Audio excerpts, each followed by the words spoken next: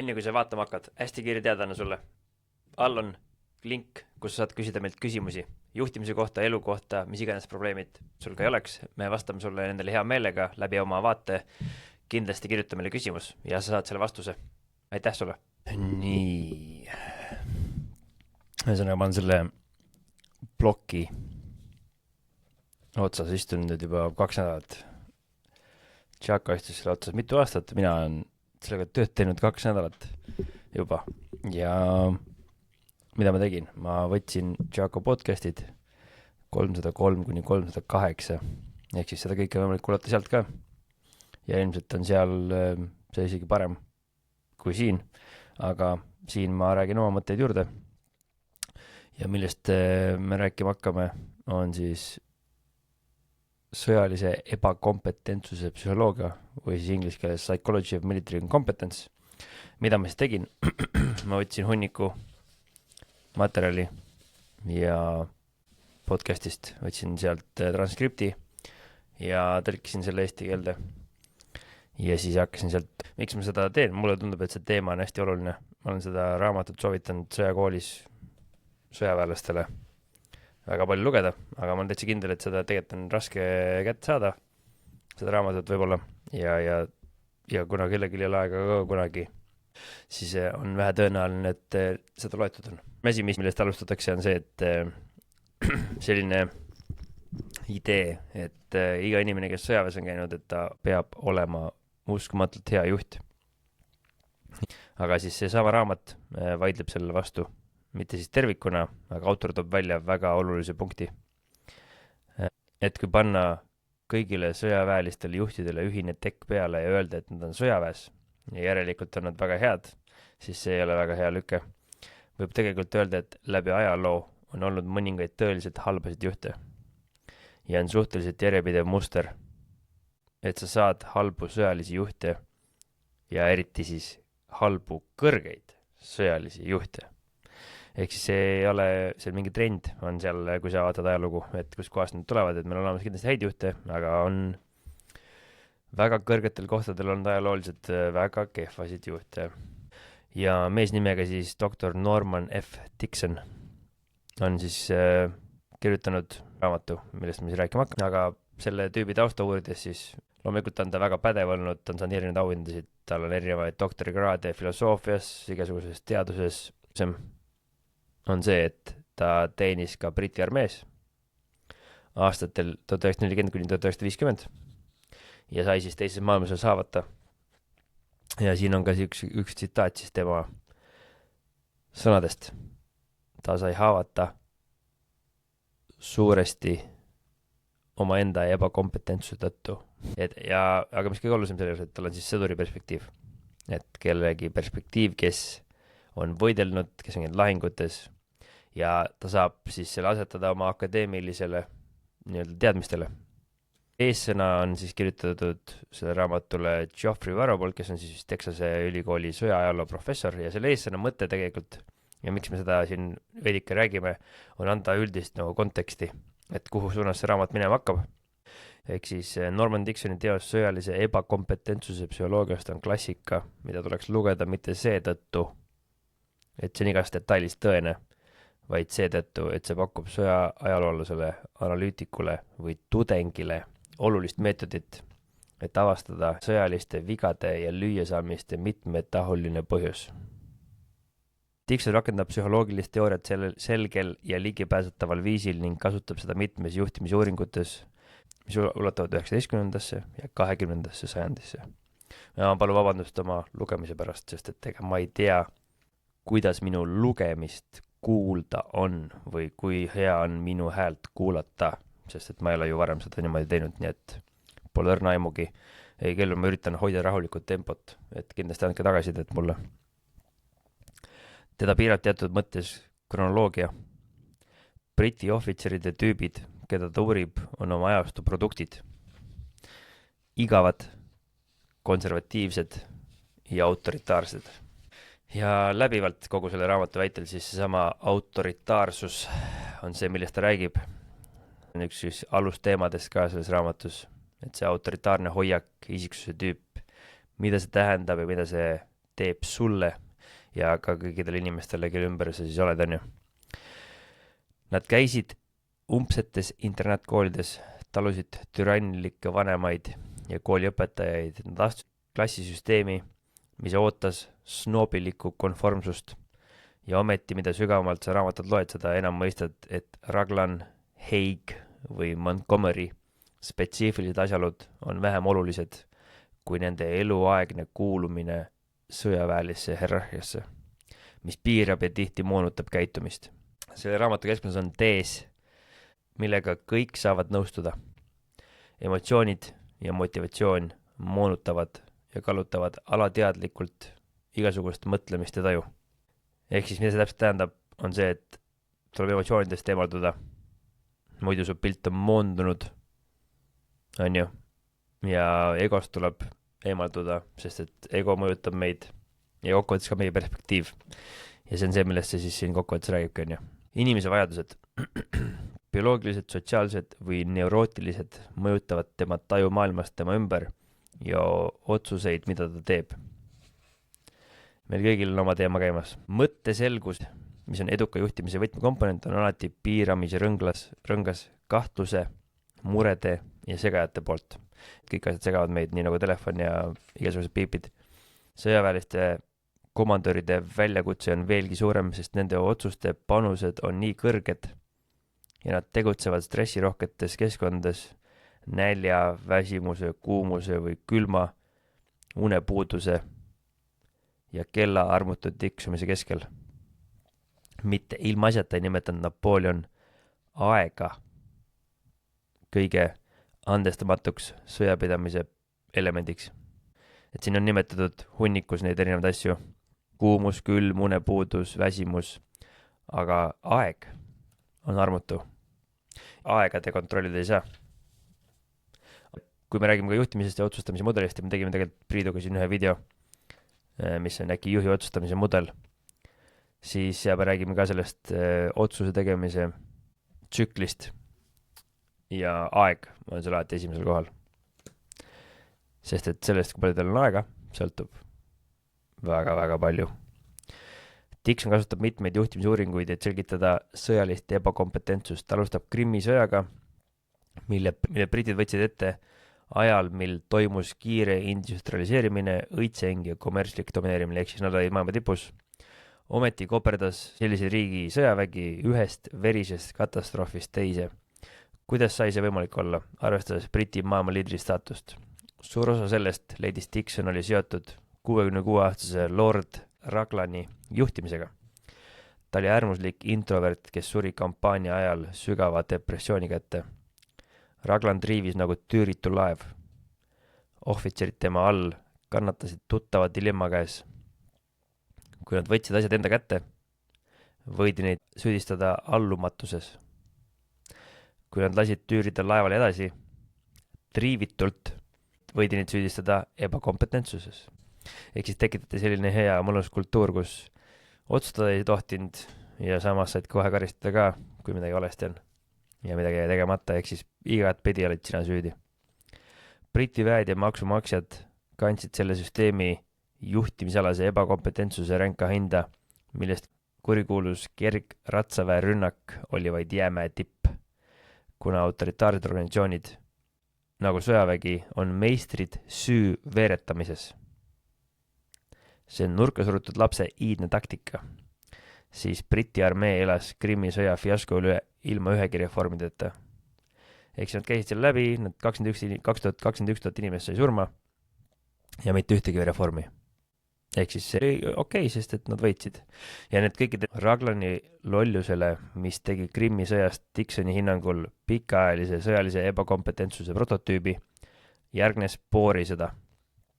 Mingil moel hoolimata sarnasustest kahe kampaania vahel, mida peeti kaugel impeeriumi huvide eest, ei rakendunud britid mitte ühtegi õppetundi Krimmi kampaaniast.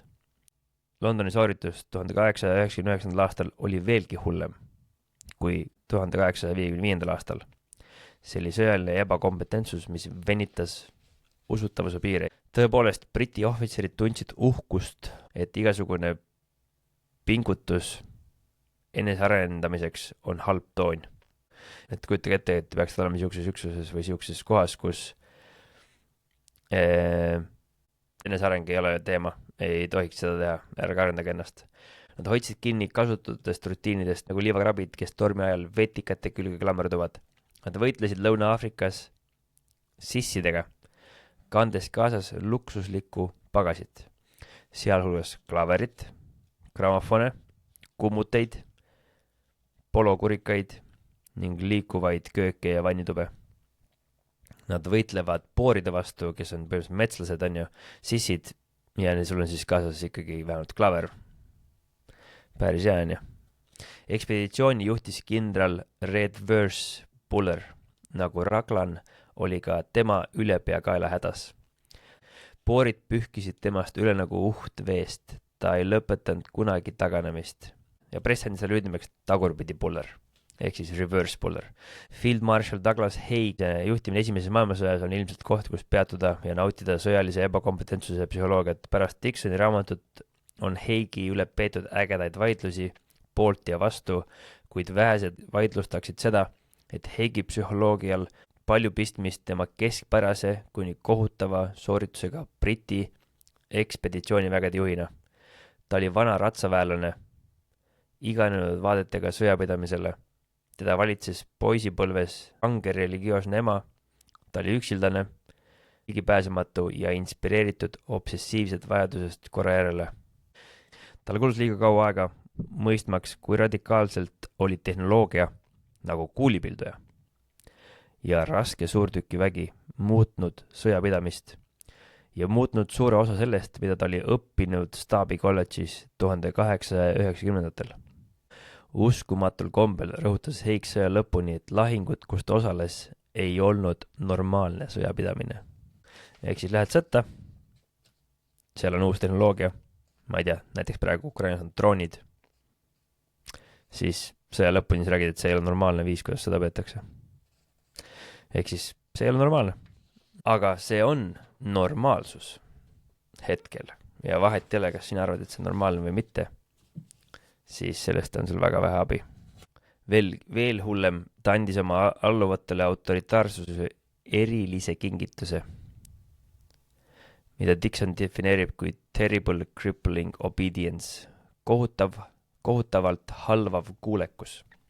Ehk siis ohvitserid pidid ellu viima Haigi ebamääraseid juhiseid, ta jättis palju ebaselgeks, sest ta oli iseendas nii ebakindel. Vastasel juhul sind asendati ja sa langesid põlu alla. Haigi mõju oli õudne, Briti ohvitseridelt tema all oodati ründamist ja pealetungi vaimu, ehk offensive spirit.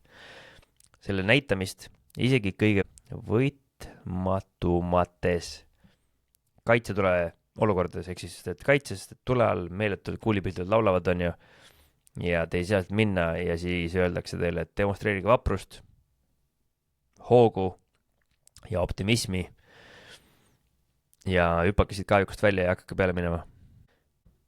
Kaevikutes varjumine tähendas pessimismi, pattu, mis diskvalifitseeris sind ohvitserina. Ja see on huvitav ka, et mitu kontakti sul kuulipildujaga vaja on, enne kui sa saad aru, et okei, et midagi on muutunud. Kui me tõuseme praegu püsti ja lähme otse peale, siis kui see tundub, et ei toimi.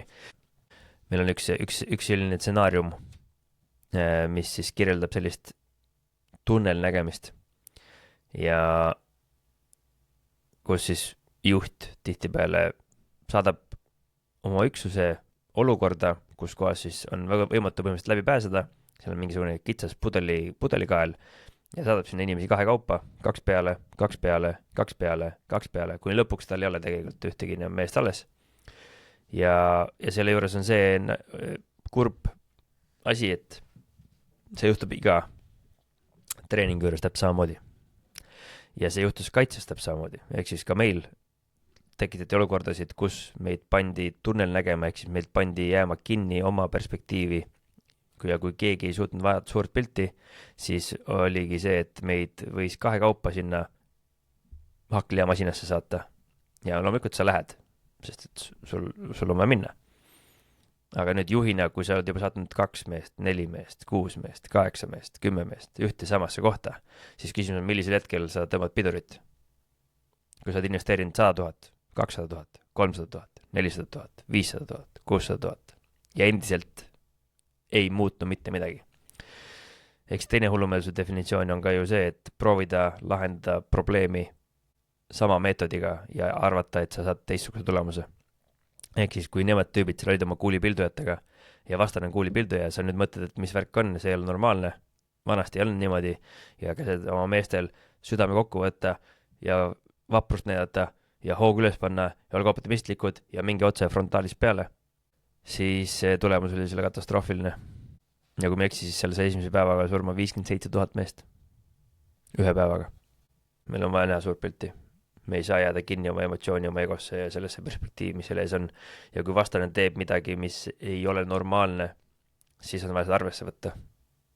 Kõik armeed alustasid suurt sõda niimoodi, kuid ainult Haig jätkas nii kuni 1970 aastani, vallandades külmalt ohvitsere, kes ei järginud tema õudsaid direktiive, mis saadeti ettevaatlikult teele mõisast, mis asus 10 miilide kaugusel rindest. Dixoni hiilgav kirjeldus sõjalisest autoritaarsusest sobib Haigile nagu rätsepa ülikond. Pealispinne karmus ja korraarmastus on rabal koorik kaitseks, nõrkuse ja ebapädevuse tunde vastu. Ta on hirmul laps, kes kannab hiiglase rüüd. Tema mõistus on lukus ja riividega suletud uks selle ees. Mida ta kõige enam kardab? Iseenda ees. Kokkuvõttes selle asja nimi on lihtsalt ebakindlus, on ju. Ehk siis ta ei näita välja oma nõrkust, ta kaitseb ennast, tal on koorik peal ja ta on kusagil kaugel eesliinist ja ta paneb inimesi siis tegema seda, mida temal vaja on. Nii aga lähme edasi. Kõik lugejad hakkavad mõistma Dixoni raamatu suunda, mille võiks kokku võtta George Bernard Shaw sõjaaegse teravmeelsusega. Briti sõdur peab vastu kõigele, välja arvatud Briti sõjaministeeriumile. Mikromajandamine ja algatusvõime lämmatamine on hierarhiline sõjaväelise süsteemi kõrvalprodukt. Igatsus vana kindlustunde järele nagu hobune ja lahingulaev, isegi kui tankid ja lennukid tegid need iganenuks, on mõistetav vaid siis, kui kasutaksime psühholoogiat. Üheski sõjaväes, mis tahes ajastul, on vaieldamatult valitsev kuulekus ja grupi lojaalsuse kultuur. See on teadlik sõjaväeline sotsialiseerimise protsess. Sõjaväeline kuulekuse kultuur on treeningu ja teenistuse juurdunud, siis mehi ei valitse enam niivõrd motivatsioonilised protsessid, ehk siis mida nad ise tahavad, vaid tajumise protsessid, mida nad näevad endalt nõutavat. Dixon näeb hirmu kui ühist nimetajat sõjaväeliste organisatsioonide üldises psühhopatoloogias, ehk siis hirm halva sooritushinnangu ees, mitte hirm saadab pihta, mitte hirm kuulipilduja ees, vaid hirm halva hinnangu ees. Ja pole siis imestada, et hirm ebaõnnestumise ees varjutab lootuse edule, viies rahulolu ja grupi mõtlemise ja halbade otsusteni. Sõjalise plaani vigade ründamine oli ohvitseri karjäärile sama ohtlik 2003. aastal kui 1901. aastal. Ohvitserid kaitseminister Donald Rumsfeldi ja USA keskväe juhatuse juhi kindral Tommy Franki ümber pidi keelt hammustama, kui lauale käidi isegi kõige absurdsemad plaanid. Samas kehtis ohvitseride kohta Vietnamis. Madala intensiivsusega mässutõrje, ehk siis selline idee, pooldamine vastandina kiire konventsionaalsele sõjale ei olnud viis, kuidas edenes armee. Sõjaväelised organisatsioonid, ütleb Dixon meile, võivad luua ebakompetentsust, ühetaolisust ja hallinevat hierarhiat. Süsteem loob liiga tihti keskpärasust, kuna nutikad ohvitserid kohanevad plaaniga ja institutsionaalsete prioriteetidega, mis on sagedasti vastuolus reaalsuse ja parimate praktikatega. Värskeim näide selle kohta oleks USA armee otsus mitte saata suurt hulka maavägesid, et tabada või tappa Osama bin Laden 2001 aastal. ta oli lõksus Ida-Afganistanis, armee pidi vaid piirama tema koobaste kompleksi ja põgenemisteed vägedega, kuid minister Rumsfeld rõhutas nii rängalt selle väe hoidmist väiksena, et demonstreerida ekspeditsiooni potentsiaali ning jätta vägedele nii-öelda mahasõidutee Iraagi invasiooniks. Keskväe juhatuse ülem Tommy Franks ei nõudnud lisajõudu. Ega ta polekski seda teinud, sest Frankile tundus uhkust selle üle, et ta ei vaielnud kunagi vastu kuulsale Rumsfeldile. Otsustavatel hetkedel puudus Franksil moraalne julgus. Bin Laden pääses jäi vabadusse veel 10 aastaks. Ehk kognitiivne dissonants on sõjaväelise organisatsiooni teine oht. Memuaarid keskväe juhatusest ja Washingtonist tuletavad meile meelde, et enamik selgelt mõtlevaid ohvitsere tunnistas Rumsfeldi ja Franki läbikukkumist isegi reaalajas, kuid tundsid sundi vaikida.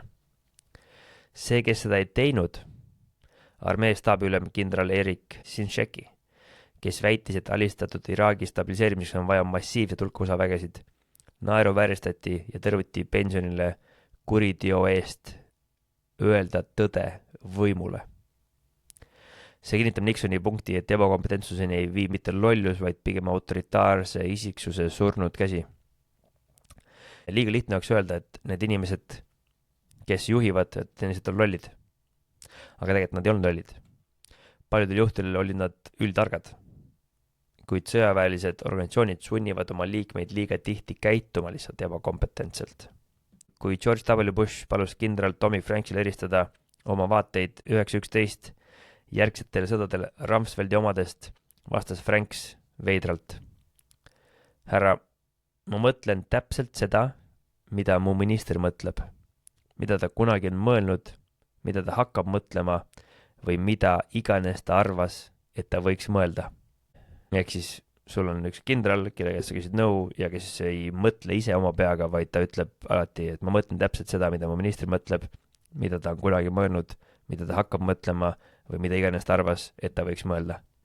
Ja siis on olemas niisugune äge asi nagu Peteri printsiip. Ja Peteri printsiip on siis üks asi, mida siin pidevalt rõhutatakse. Ehk siis teeb arvates see kehtib siis selle Franksi puhul ka, et see on niisugune asi, et kui sa oled hea olem või üldse mingi ülem, sa teed oma tööd hästi, siis sa saad järgmisel levelile. Sa teed seal oma tööd hästi, saad järgmisel levelile. Ja sind edutatakse siis senikaua, kuni sa jõuad sellele positsioonile, kus kohas sind enam ei edutata. Nüüd miks sind enam ei edutata? Sellepärast, et sa oled ebakompetentne. Ja nüüd mis juhtub, siis sa jäädki sinna. Ehk siis Peteri printsiip on põhimõtteliselt midagi sellist, et sind edutatakse ebakompetentsuse ja ebaefektiivsuse tasemeseni. Ehk siis sind edutatakse senikaua, kuni sa oled ebaefektiivne ja ebakompetentne. Ja seda võib kaitseväest küll näha, et vahel saavad ülemateks inimesed, kes tegelikult ei peaks olema ülemad. Ja nüüd, mis sa teed, kui sul on ebakompetent ülem, siis sa saadate kuhugi mujale. Muidugi arvas kindral Franks, et ta on kuulekas ja naljakas. Ta tegeles sellega, mida Dixon kutsus raamatus fassaadi hoidmiseks. Keeping up appearances. See on autoritaarsete struktuuride essents. Tõestada oma usaldusväärsust. Sisesed poliitikamängud sõjas või rahus muutuvad vääramatult andestamatuteks. See vähendab algatusvõimet ja suurendab sõltuvust. Dixon sunnib meid ümber hindama eeldust, et sõjaväelised organisatsioonid tegutsevad efektiivsete tiimidena. Tegelikult on nad tihti kõike muud kui efektiivsed. Raskused, mis olid Briti sõjaaegsetel reformidel, et panna Briti armee ladvik eraldama terasid sõkaldest, ehk siis konventsionaalsetest sõjateooriatest, on legendaarsed. Fuller nägi 1920-ndatel uusi tehnoloogiaid nagu tank ja lennuk. Kui võimalus hüpata suure sõja hakklihamasinast kiirematesse, vähem hävitavasse mehaniseeritud sõjapidamisse, mis annaks kiire ja suhteliselt veretu viisi, kuidas seda pidada. Mitte see lõputu nii-öelda hakklihamasina liha tampimine suurtükkidega, mis iseloomustas siis esimest maailmasõda. Briti ajaloos on olnud päris palju neid inimesi, kes on tulnud välja mingite ideedega ja nad on pakkunud välja uusi viisi, kuidas sõda võiks pidada, mis läheb siis hetkel selle sõjapidamise vastu.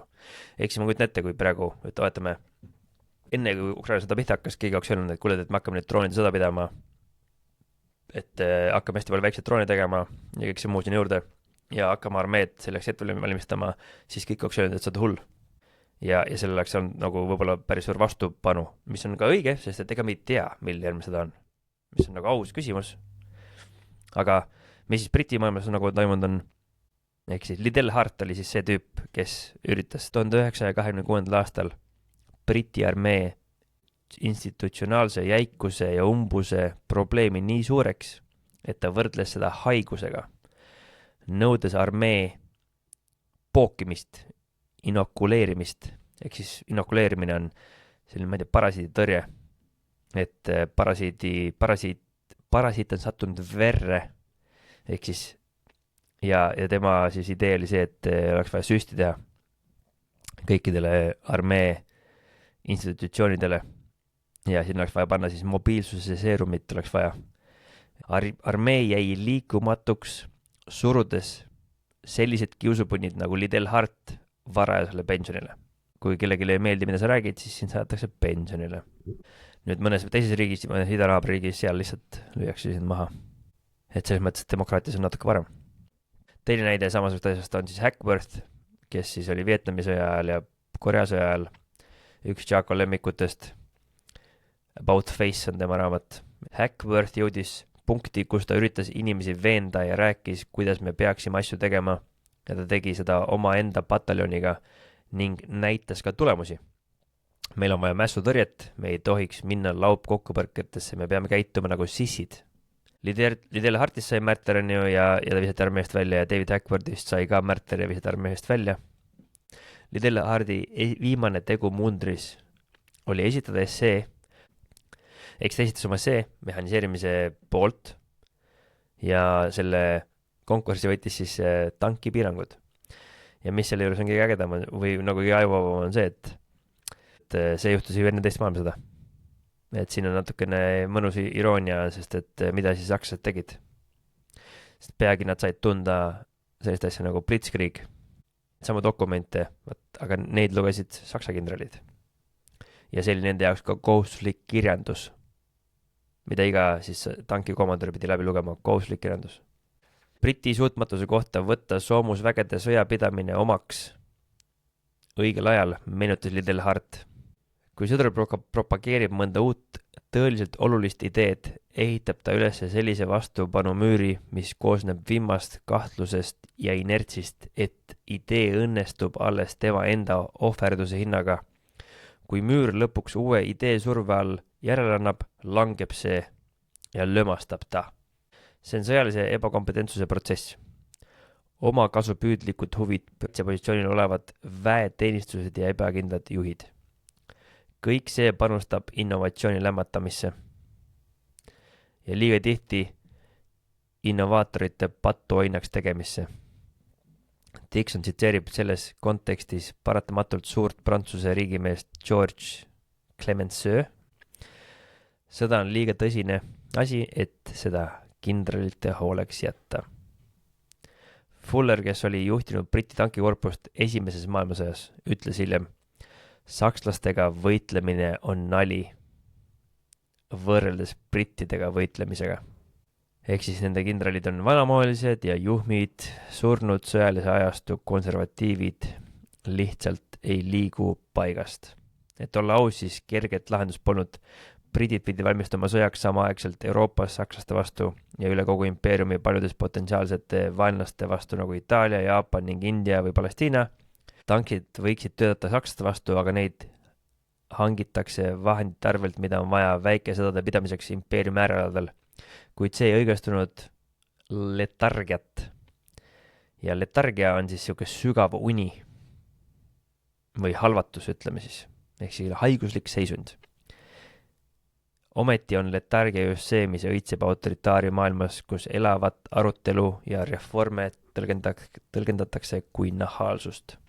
Ehk siis ei saa teha debatte, meil ei toimu siin mingit debatte, sa võid oma vaimusilmas ette kujutada seda autoritaarset rühmaülemat, või siis üldse mingit bossi.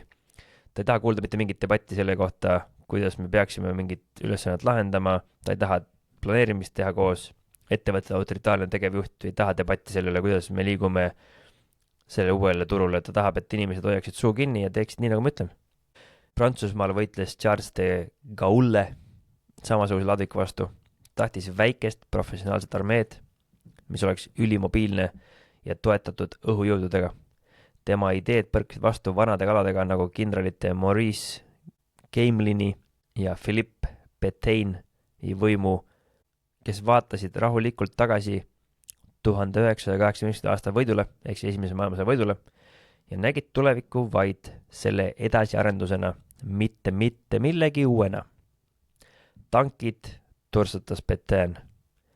Iseloomulikult on nagu Sancho Pansad, liiga raskelt koormatud, et võidelda.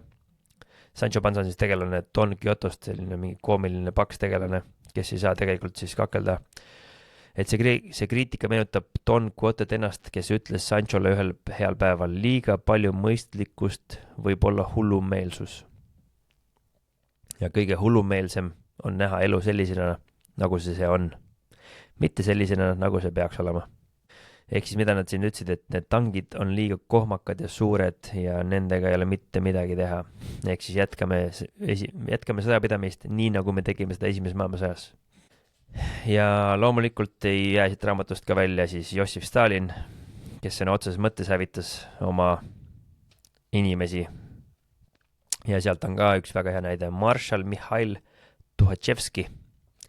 Tuhatševskis oli siis siuke mees, kes oleks võinud siis teha Punaarmee sama võimsaks nagu sakslased teise maailmasõja alguseks, ehk siis ta oleks teha Punaarmee nii võimsaks nagu sakslased. Ja see oleks nõudnud siis seotud ja üheaegseid hävitusoperatsioone ning mehaniseeritud operatiivsõda, ehk siis tema idee, ta õppis põhimõtteliselt sakslaste pealt või vaatas sakslasi, ehk siis ta tahtis, et sõda viitaks läbi on ju tankide seljas. Stalin tappis Tuhatševski ja kõik tema järgijad 1937. aastal puhastus tules. Tal on mingid head ideed. Kindral oli uurinud sakslasi liiga lähedalt ja tundus Stalinile kahtlane just oma rahutu mõistuse ja laia professionaalse ringkonna tõttu. 2 asja, mis oleks pidanud tegema temast eeskujuliku ohvitseri, mitte kurjategija. Armee, mis puhastused üle elas, oli vaid veidi parandanud versioon esimese maailmasõja talupoegade väest. Kujuta ette, et sa oled Prantsusmaa ja sa lõpetad esimese maailmasõja ja küsid, et mida me peaksime muutma, me ju võitsime. Ja sakslased mõtlesid, et me kaotsime. Mida me saame muuta? Esimese maailmasõja võitjatele osutus võit intellektuaalselt halvavaks. Vanad relvad tähendavad vanu taktikaid ja samal ajal, kui sakslased kisti 1919. aastal relvadest paljaks ja sunniti alustama uuesti tankide ja lennukite, ka klammerdusid võidukad liitlased selle külge, mis oli töötanud. Jalavägi, suurtükivägi, väliskindlustused, mis saavutasid oma siis erilise põnevuse Maginoni liin. Ehk kõik teavad seda pikka liini, kus siis sakslased läbi Ardeini mööda läksid. Kuna nad jäid kinni esimese maailmasõtta, ehk jalavägi, suurtükid ja väliskindlustused, siis see ilmselgelt ei toiminud. Kõik see tugevdas sõjaväelist kalduvust mitte midagi teha. Ehk siis see, et nad midagi õppinud, see kinnistas veel seda, et mitte midagi ei ole teha.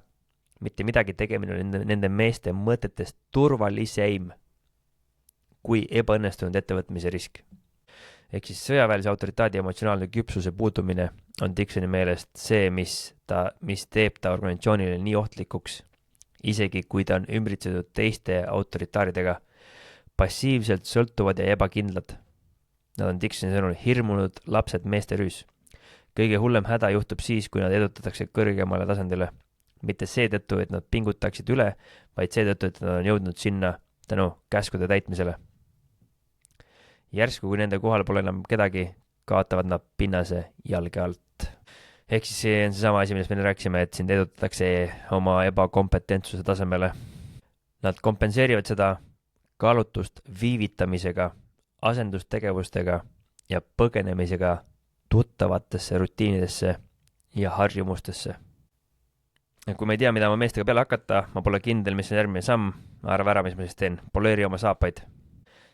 Ehk siis see ongi see saapa poleerimine, vormi triikimine, 8-nurkse mütsi träägeldamine, ehk siis asjadel, millel pole mingit tähtsust. Vaha maha ja vaha uuesti peale.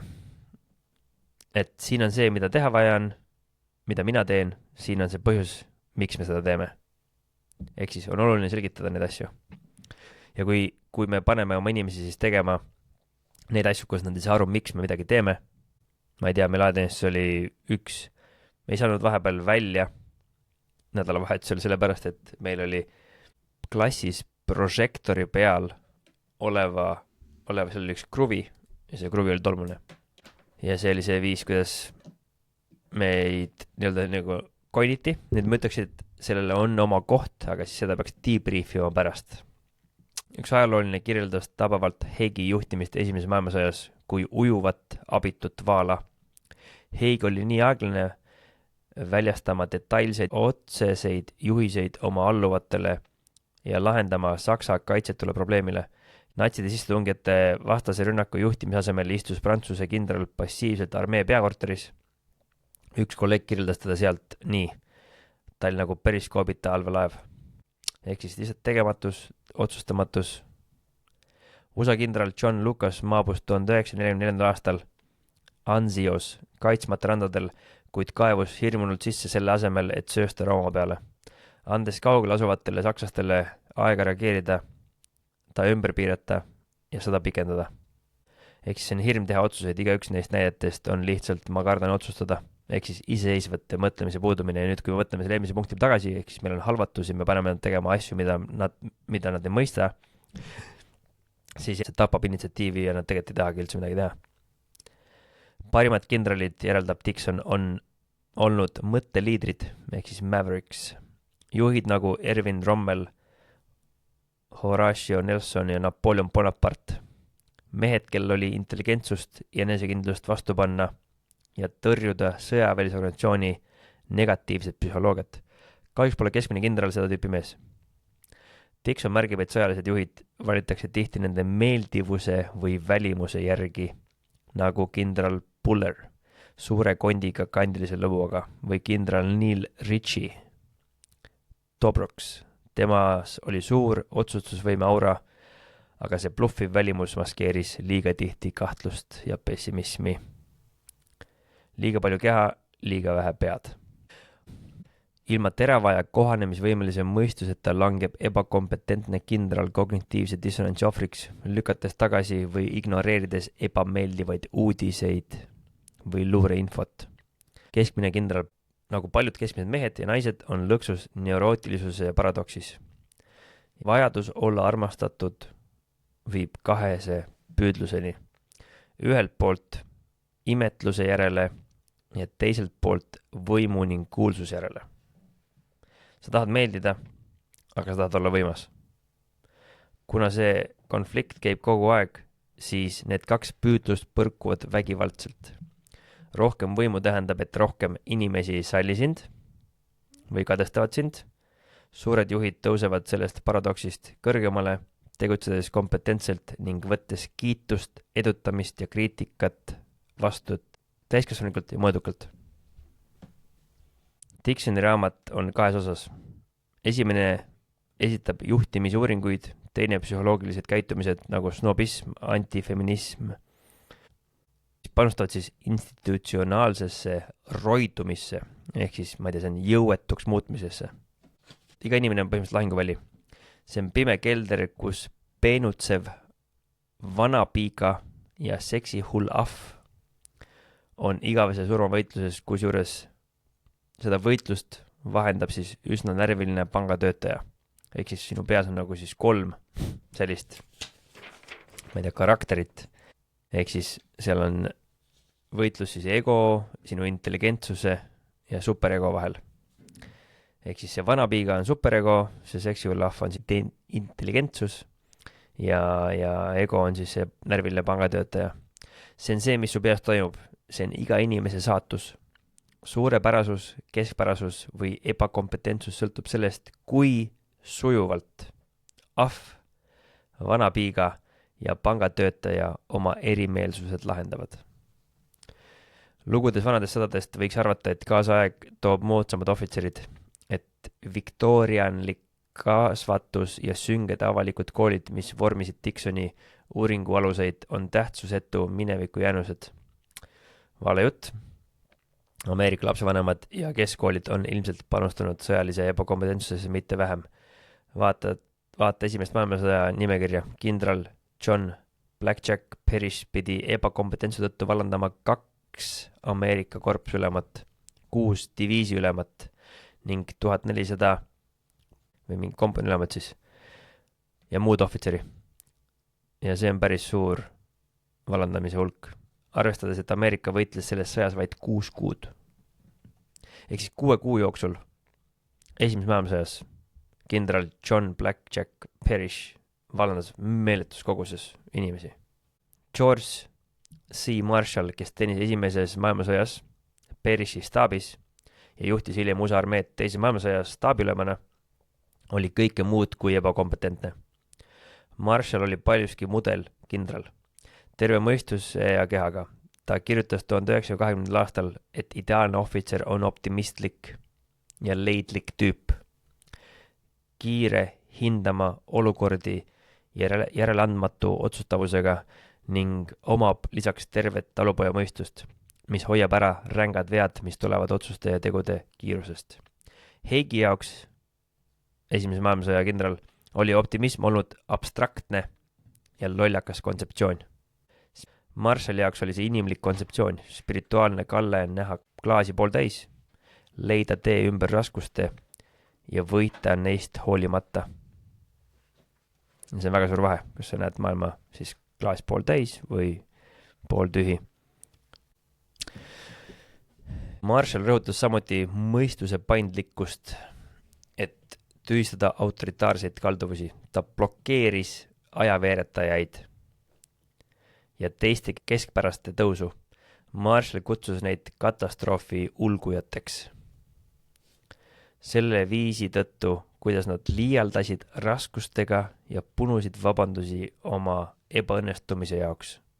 Märkides, et sellised juhid demoraliseerivad oma üksusi ja nakatavad neid negatiivsusega. Ehk siis, kui sa liialdad oma raskustega, siis kokkuvõttes selle tulemus on demoraliseeritud üksus.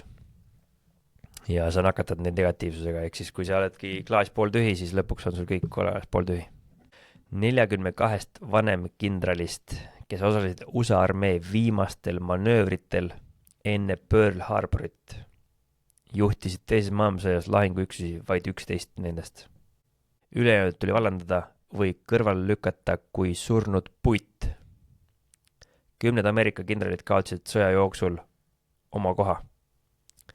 Et mehitada Ameerika armeed ohvitseridega, mis laienes 3 aastaga 35-kordseks, pani Marshall iga kandidaadi proovile, liigutades neid üha koormavatele ja pingelisematele töökohtadele, edutades neid, kes silmapaistvalt hakkama said. Need, kes ebaõnnestusid, märgiti süngelt.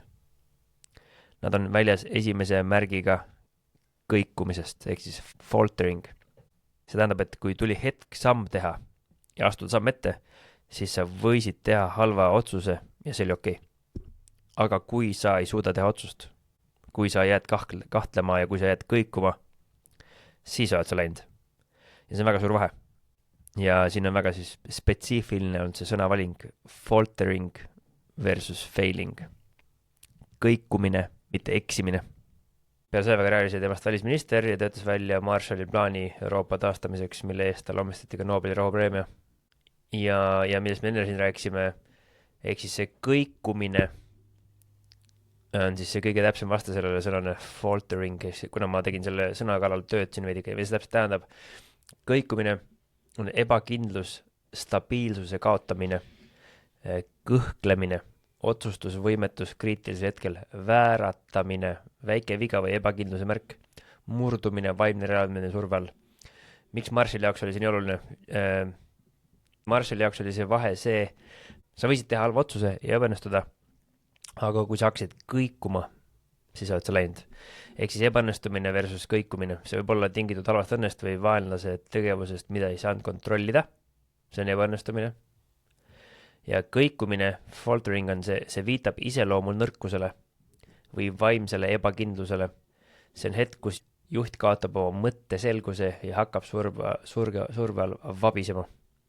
Marshalli loogika oli karm, kui sa näitad ebakindlust ehk kõikumist juba manöövritel või esimeses kokkupõrtes, siis päris sõjas viib see katastroofini ja seetõttu tuleb selline ohvitser kohe välja vahetada. Mis minu jaoks, mis pani selle asja huvitava nurga alt mõtlema selle peale, on siis see, et kui mõtlen näiteks Eesti Kaitseväe peale või rahuaja armee peale, palju on meil sellist kõhklemist, otsustamatust, kõikumist, seda falteringi ja kas või kui palju neid inimesi siis ka lastakse lahti, siis minu vana kogemuse põhjal, mis oli muidugi ammu, siis pigem me suuname nad ümber kuhugi mujale, sest et justkui meil on inimesi ikka vaja. Aga vahel juhtub ka kindlasti see, et me suuname need inimesed ja nendest inimesed jõuavad oma mitte ebakompetentsu tasemele. Nad jõuavad siis meie nii-öelda peastaapi, sest et sealt kõrgemale ei ole võimalik tõusta. Siis küsimus ongi, et kes neid inimesi vallandab ja kas meil on olnud mingi vallandamise laine ka kunagi. Et ega sellest ei räägita eriti ja me tegelikult ei tea ka, kas see nii on või ei ole. No ma loodan, et meil lastakse ikkagi inimesi lahti ka Kaitseväes, sellepärast, et nad ei ole kompetentsed. Järgmine, siis räägime siis Vietnamist Iraagini ebakompetentsuse jätkuvus. Ehk siis Marshall oli erand, kes kinnitas reeglit. 1944-45 aastateks nautis USA massiivset ülekaalu sakslaste üle. Meestes, tankides, kahurites ja lennukites, aga ometi tammuti Saksamaale sisse. 1941-43 aasta dünaamilisus, mil Dwight Eisenhower ja Marshall olid surnud puidu välja lõiganud ja nooremad ohvitserid redelist üles lennutanud, asendati rõhuasutusega metoodilisele meeskonna tööle, mis rakendas Ameerika materiaalset ülimuslikkust. Selline nagu General Motorsi sõda, riskivältiv korporatiivne strateegia, mis oli rohkem huvitatud sellest, et mitte kaotada, kui sellest, et kiiresti võita. Just see hoiak kujundus sõjaväe järgse USA armee ning Korea ja Vietnam siis näitasid hästi selgelt selle korporatiivse strateegia tulemust siis. Alguses oli selline lasti inimesi lahti ja oli selline, ma ütleks, startupi mentaliteet, et me ei saanud lubada kõiki inimesi ja siis ühel hetkel me muudame nagu korporatsiooniks ja hakkame riske maandama. Ja kui me hakkame riske maandama, siis kokkuvõttes me ei hakkagi laskma osad inimesi, sest et äkki meil on inimesi vähe ja justkui me mängime seda safe'i ja nüüd siis Korea ja Vietnami sõjas justkui siis hakkaski väljenduma. Ja kuidas siis seal väljendus, et Koreas ja Vietnamis ei saanud ohvitseri enam lihtsatel põhjustel vallandada, sest see oleks tekitanud piinlikku avalikku tähelepanu ja kongressi järelpärimist, nii et nad jäeti tihti oma kohtadele. Ja siis 70-aastane Douglas MacArthur omas kõiki Dixoni kirjeldatud paratamata autoritaari omadusi ja tegi kõik võimalikud vead, viies USA peaaegu lüüa saamiseni ja 3. maailmasõjani. Vietnamis vaadati Westmorelandi juhtimise algul suure lootusega, ta pidi olema teistsugune, aga osutus täielikuks sõjaliseks ebakompetendiks, tuim klappidega ebakindel ja üüritav komandör. Hinnang talle on selline mees, kes kavatseb seda kaotada, saaks seda vaevalt teha suurema efektiivsusega. Et kui keegi tahaks kaotada seda, siis enam efektiivsemalt seda teha ei saaks, kui see mees seda tegi. Iraagi sõda kordas Vietnami ebakompetentsust Tommy Frankiga, kellele järgnes kindral Ricardo Sanchez, üks ajalooline sildistas Sancheze Iraagi sõja William Westmorelandiks. Ta oli Peteri printsiibi käestus, nagu üks välisministeeriumi vaata ütles, ainult puud, mitte mets, ei ühtegi strateegilist ega poliitilist mõtet. Dixoni detailne juhtimisuuring lõpebki aastal 1944, kuid ta proovib kätt ka värskema ajaloo kallal. Viimases peatükis uurides Vietnami sõjalist hullumeelsust ja sealahe invasiooni vapustavat irratsionaalsust, viidates selgelt, et sõjalisel ebakompetentsusel pole lõppu. Ja tõepoolest, sõjaline võimetus, mida on näidatud aastakümnete jooksul pärast Vietnami kõige purustamat Iraagi sõjas, näitab, et sõjaline ebakompetentsus ja psühholoogilised juured nõuavad jätkuvat uurimist ja rakendamist. See raamat on mall ja väärib oma klassikalist mainet. See on ka elutähtis parandus sellele, mida me täna kogeme. Veteranide vägede ja nende ohvitseride kriitikavaba imetlus Ameerika avalikkuse poolt ning veelgi paha endelisemalt presidendikandidaatide ja kongressi poolt. Elades ajal, mil toimub peatamatu poolsõda, on vajadus selge ja mitte sentimentaalse mõtlemise järele olulisem kui kunagi varem. On muutunud rutiinseks, et kandidaadid, kes jooksevad ülemjuhataja kohale, kirjeldavad oma globaalset strateegiaid nii. Ma pean nõu oma kindralitega ja järgin nende nõuannet. Dixon sikutab meid tagasi reaalsusesse ja meie kodaniku kohustuste juurde, mis siis, kui kindral või admiral on ebakompetentne autoritaar, pime tegeliku olukorra suhtes, juhtides riiki kraavi, mis siis, kui kindral on hästi maskeeritud autoritaarne tüüp, kes ei suuda kogemusest õppida, kes eitab, ratsionaliseerib, veeretab süüd ja loob patuaineid. Ja see kõik, mis ma praegu rääkisin, oli ainult see raamatu eessõna, ehk siis Jeffrey Wobrow kirjutas selle aastal 2016. See raamat ise on kirjutatud 1973. Ehk see oli eessõna. Vaat, alles. Ja nüüd me läheme siis Dixoni enda eessõna juurde.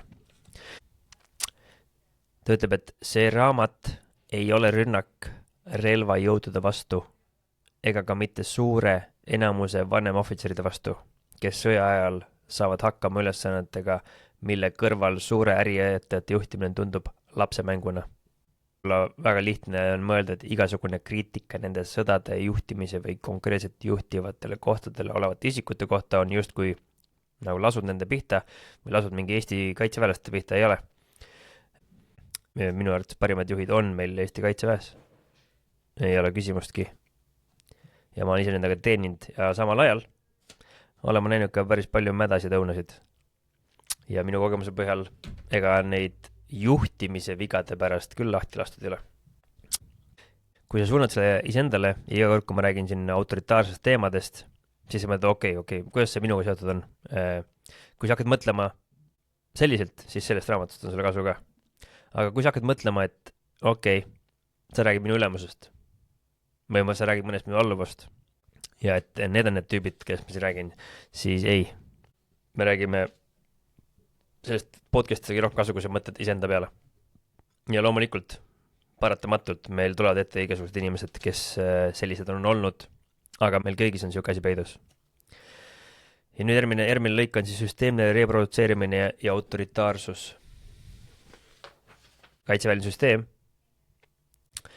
See aitab luua ja võtta need kõige halvemad käitumisviisid ja neid suurendada.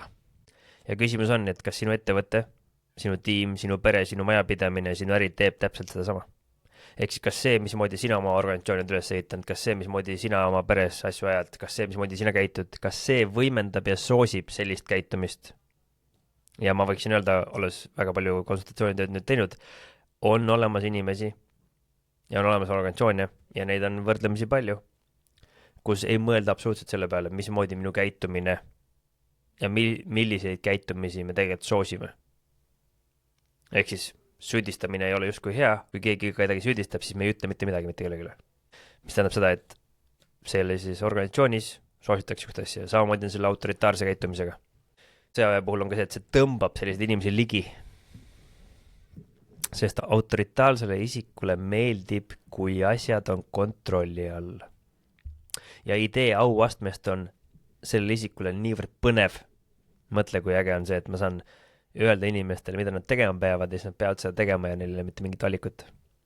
See idee, et kord on majas, see ei ole ju halb asi tegelikult, on ju.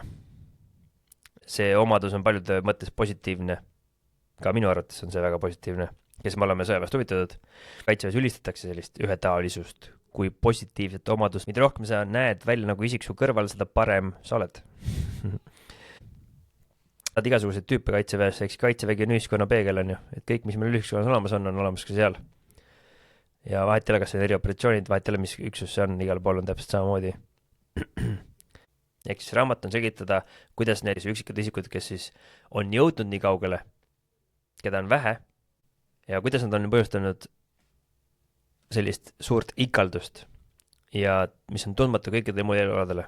Kui sa oled äris või sa oled kuskil autoritaat, okei, mis siis ikka juhtub, on ju, et sa ajad mõned inimesed hulluks, paha, aga ei ole nii hull, aga kui sa oled sõjaväes, siis sa põhjustad viletsuse ja valu sügavusi, mida teistel elualadel lihtsalt ei tunta. Ehk siis see tagajärjed on lihtsalt kohutavalt suuremad ja inimesed saavad surma, on ju. See raamat hõlmab paljude inimeste panuste kokkupanemist. Ajaloolased, sotsioloogid, psühholoogid, sõdurid ning meremehed on lootust, et keegi neist ei tunne end lõpp-pildis valesti esindatuna, mille nende panused loovad, sest eksimine on fakt ja väljendatud arvamuste eest võtan mina üksi täielik vastutusele. Raamatu ees sõnast ta tegelikult võtab vastutuse selle eest, et see on tema arvamus, see on tema mõttekäik ja eksimine on ka fakt. Ta on suure tänu võlgu kõikidele inimestele, kes andsid heledalt oma aega varasemate mustandite lugemiseks ja arutamiseks, nende lugus ja kriitika ja nõuanded on olnud hindamatud ja siis tal on 1,5 lehekülge igasuguseid nimesid. Lõpetuseks võlgnema tänutähe selle peotee inimestele, kes tõenäoliselt eelistaksid jääda nimetuks, kelle vaenulikkus ja nördimus selle üle, et keegi üldse kirjutab raamatu sõjalisest ebakompetentsusest, andis märkimisväärse kuigi ootamatu kinnituse seosele militarismi ja inimliku psühhopatoloogia vahel. Ehk siis kõik need, kes ütlesid, et seda raamatut sa küll kirjutada ei tohiks, siis need on täpselt see põhjus, miks ta selle raamatu kirjutas. Et teie oletegi see põhjus. Ja kellele ei meeldi, et ma teen sellest teemast podcasti, siis paraku ilmselt teie oletegi need, kelle pärast see podcast on vajalik. Ja nüüd me jõuame siis põhimõtteliselt esimese peatüki juurde. Me alustame siis tsitaadiga. Me soovime esindada asju vaid nii, nagu need on. Ja paljastada see viga, et pelgalt hulljulge ilma intellektita suudaks end sõjas silma paistvaks teha. Ehk siis, et ainult jõuga ei saa, et tarkust on ka vaja. Enamik inimesi on harjunud või võib isegi öelda tüdinud sõjalisest ebakompetentsusest, nagu tavaline külmetus, lampjalgsus või briti kliima on see aktsepteeritud kui osa elust. Ehk siis selleks ajaks, kui tema seda raamatut kirjutab, siis justkui see on aktsepteeritud, et vahet ei ole, see on normaalne, see on nagu lampjalgsus. Tegelikult on sõjaline ebakompetentsus suuresti välditav. Esimene märk sellest tuli kirjutajale juhusliku lugemise ajal kurikuulsatest sõjalistest katastroofidest.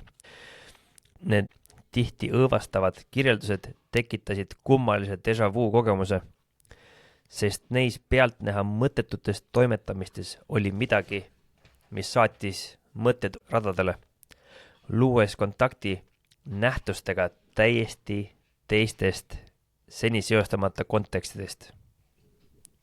Ja siis tagasi nende mõttetute fakti juurde, mis polnud enam sugugi nii mõttetud. Lugedes kõiki neid sõjalisi katastroofe, siis hakkas sealt olema väikene selline sidusus ja hakkas nägema erinevaid siis lõimumiskohtasid. Ja kui see muster oli tõeline ja tähendas seda, mida see näist tähendavad, siis pidi järgnema teatud ennustused, ehk siis see asi pidi hakka muutuma ennustatavaks. Neid testiti ja leiti olevat õiged. Veelgi enam tükke hakkas paika loksuma, kuni järk-järgult võttis elementide mosaiik teooria kuju. See raamat räägibki sellest teooriast. See tegeleb sõjaväelise käitumise aspektide asetamisega üldiste psühholoogiliste printsiipide konteksti. See küll kõlab kenasti. Ajaloogu ja psühholoogia rõõmus abielu. Kahjuks aga ei pruugi selline liit olla täielikult meelepärane mõnele inimesele, kes seda loeb.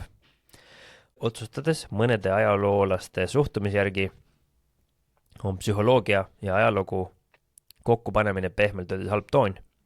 Sellel ärevusel on vähemalt 2 põhjust. Ehk siis miks inimesed ei taha justkui, et ajalugu ja psühholoogia kokku pannakse.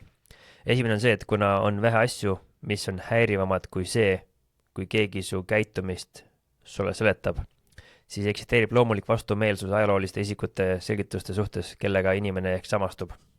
Ehk siis see on raamat siis, mida ta siis üritab öelda, on ju, et see raamat psühholoogiast ja sõjaaloost, see ei saa olema populaarne, sest paljud inimesed samastuvad nende sõjaväeliste isikutega, nende ajalooliste vanglastega, aga kui sa hakkad rääkima sellest, miks nad neid otsuseid tegid, siis mõned inimesed solvuvad selle peale. teine põhjus on umbusk reduktsionismi suhtes, idee suhtes, et midagi nii kompleksset nagu sõjaline katastroof saaks üldse taandada seletusele inimmeele toimimise kaudu. Ja seda teeb psühholoog nendest kõikidest valikutest, kes seda teha saaks. Nii et sa tahad mulle öelda, et kõik see toimus ja see oli sellepärast, et sellel vennal oli mingi imelik psühholoogia millegi suhtes. Ja just seda me tahamegi öelda, et täpselt sellepärast see oligi, et inimestel oli imelik psühholoogiline kiiks.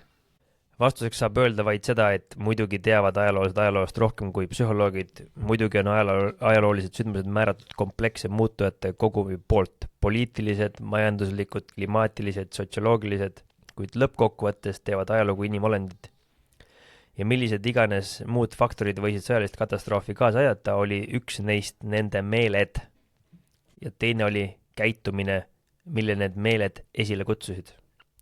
Keegi ei eitaks ju, et lennukid kukuvad alla paljudel erinevatel põhjustel, kuid see ei tähenda, et ühe faktori, nagu näiteks metalliväsimuse väljavalimine eraldi uurimiseks nõuaks peatumist muudel muutujatel, nagu halb ilm, kehv navigatsioon või liiga palju alkoholi piloodi veres, on ju.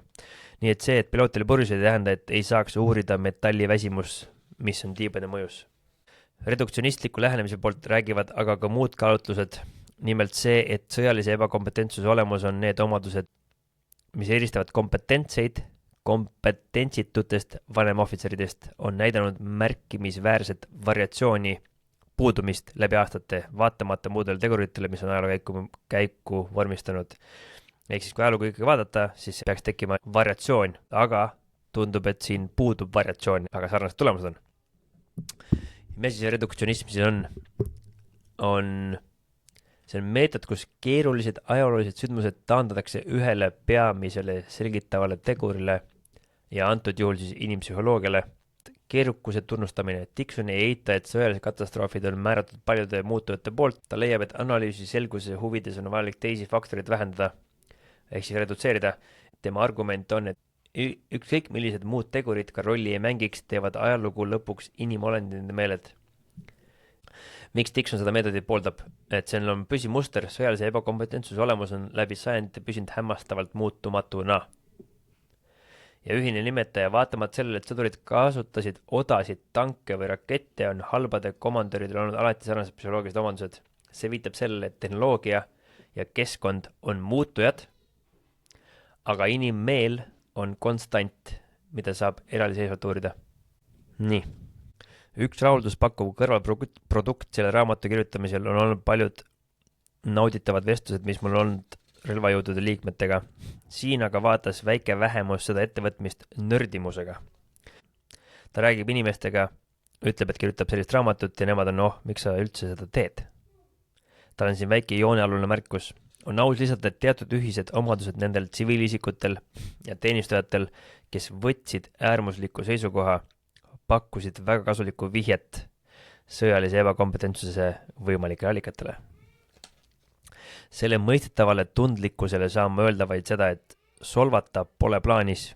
Fakt on see, et sõjaväe pooldajatel solvuda sõjalise ebakompetentsuse uurimise üle on sama põhjendamatu kui hammaste austajatel kaevata raamatule, mis räägib hambakaariasest.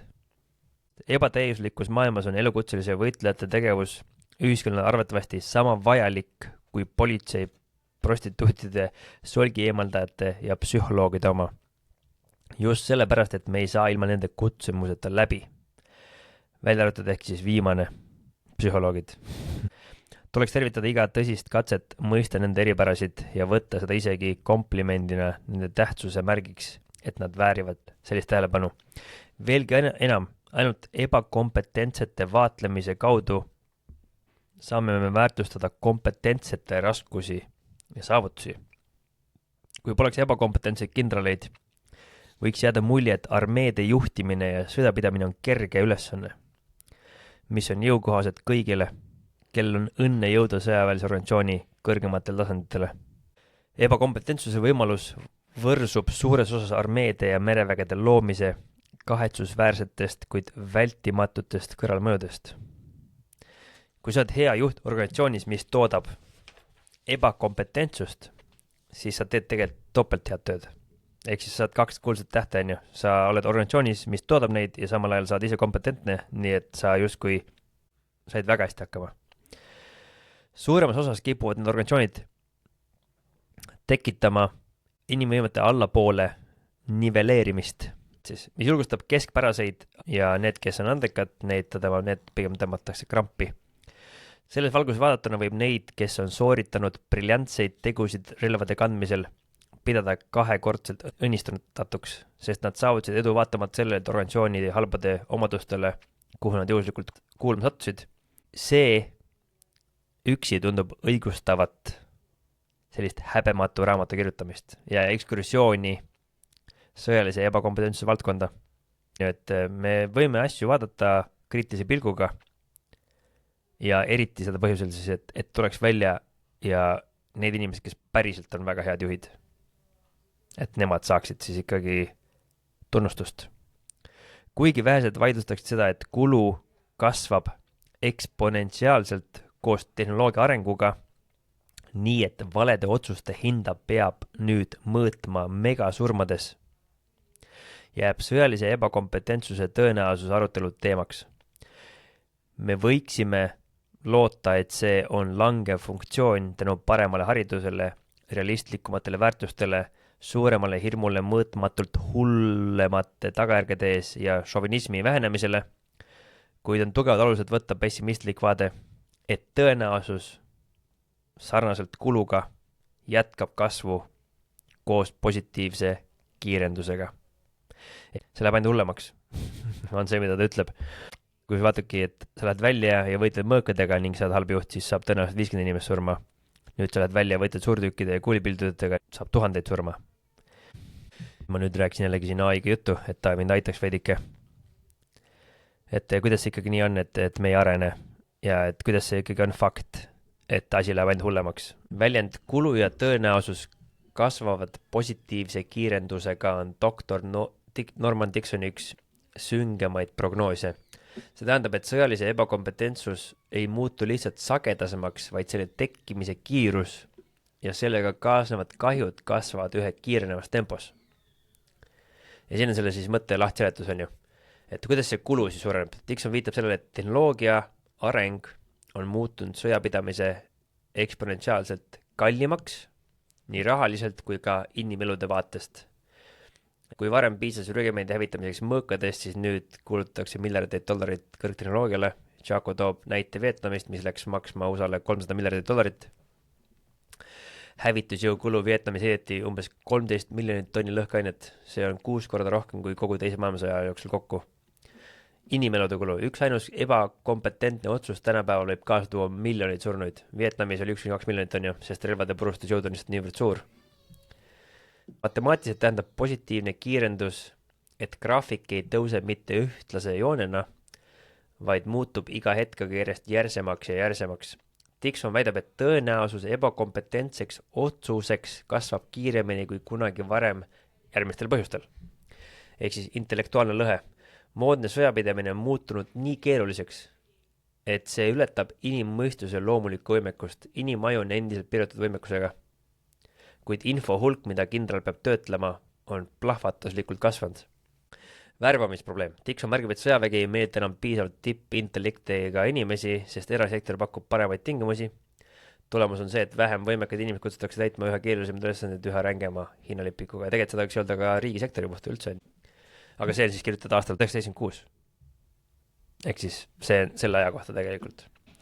Mida suuremaks ja tehnoloogiliseks muutub sõjavägi, seda rohkem soosib see asjaajajaid ja bürokraate, kes järgivad reegleid, kuid ei suuda kauvalt mõelda. Vietnami sõda läks Ameerikal maksma $300 miljardit. Afganistani sõda oli 2 triljonit. Kuigi rahaliselt summast teise maailmasõja kohta tekstis ei ole, märgitakse, et Vietnamis heidetakse 30 miljonit tonni lõhkainet ja 6 korda suurem mass kui kõik USA poolt teise maailmasõjale heidetud pommid kokku. Ja siis ma tahtsingi teada, et palju teine maailmasõda siis maksis. Teine maailmasõda läks USA-le maksma ligikaudu $341 miljardit, mis vastab tänapäevase ostujõus ligi $5 triljonile. See on endiselt USA ajaloo kallim konflikt, moodustades haripunktis üle 40% riigi SKP-st. Ma loen siit edasi, sest see veits kordab pandas asja, aga Vietnami sõjas vastutasid siis sõjalised komandörid poliitika elluviimise eest, mis läks Ameerika Ühendriikidel maksma $300 miljardit. Praegu tundub see odav. Pärast Afgaani on arve $2 triljonit.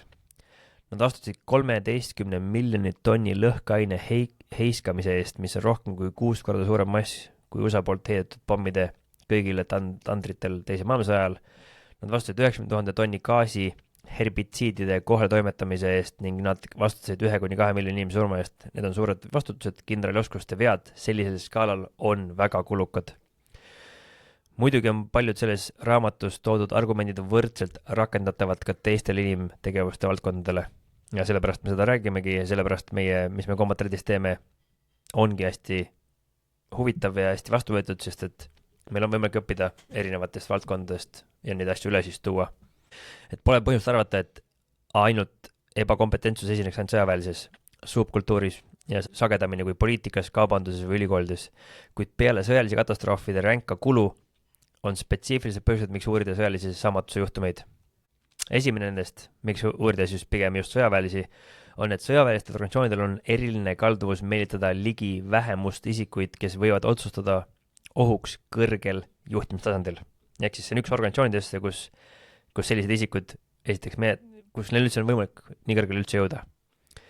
Ja teine on see, et militarismi olemus teenib nende samade omaduste süvenemist, mis võivad lõpuks osutuda hukatuslikuks, ehk siis see organisatsiooni loomus võib aidata seda veel süvendada.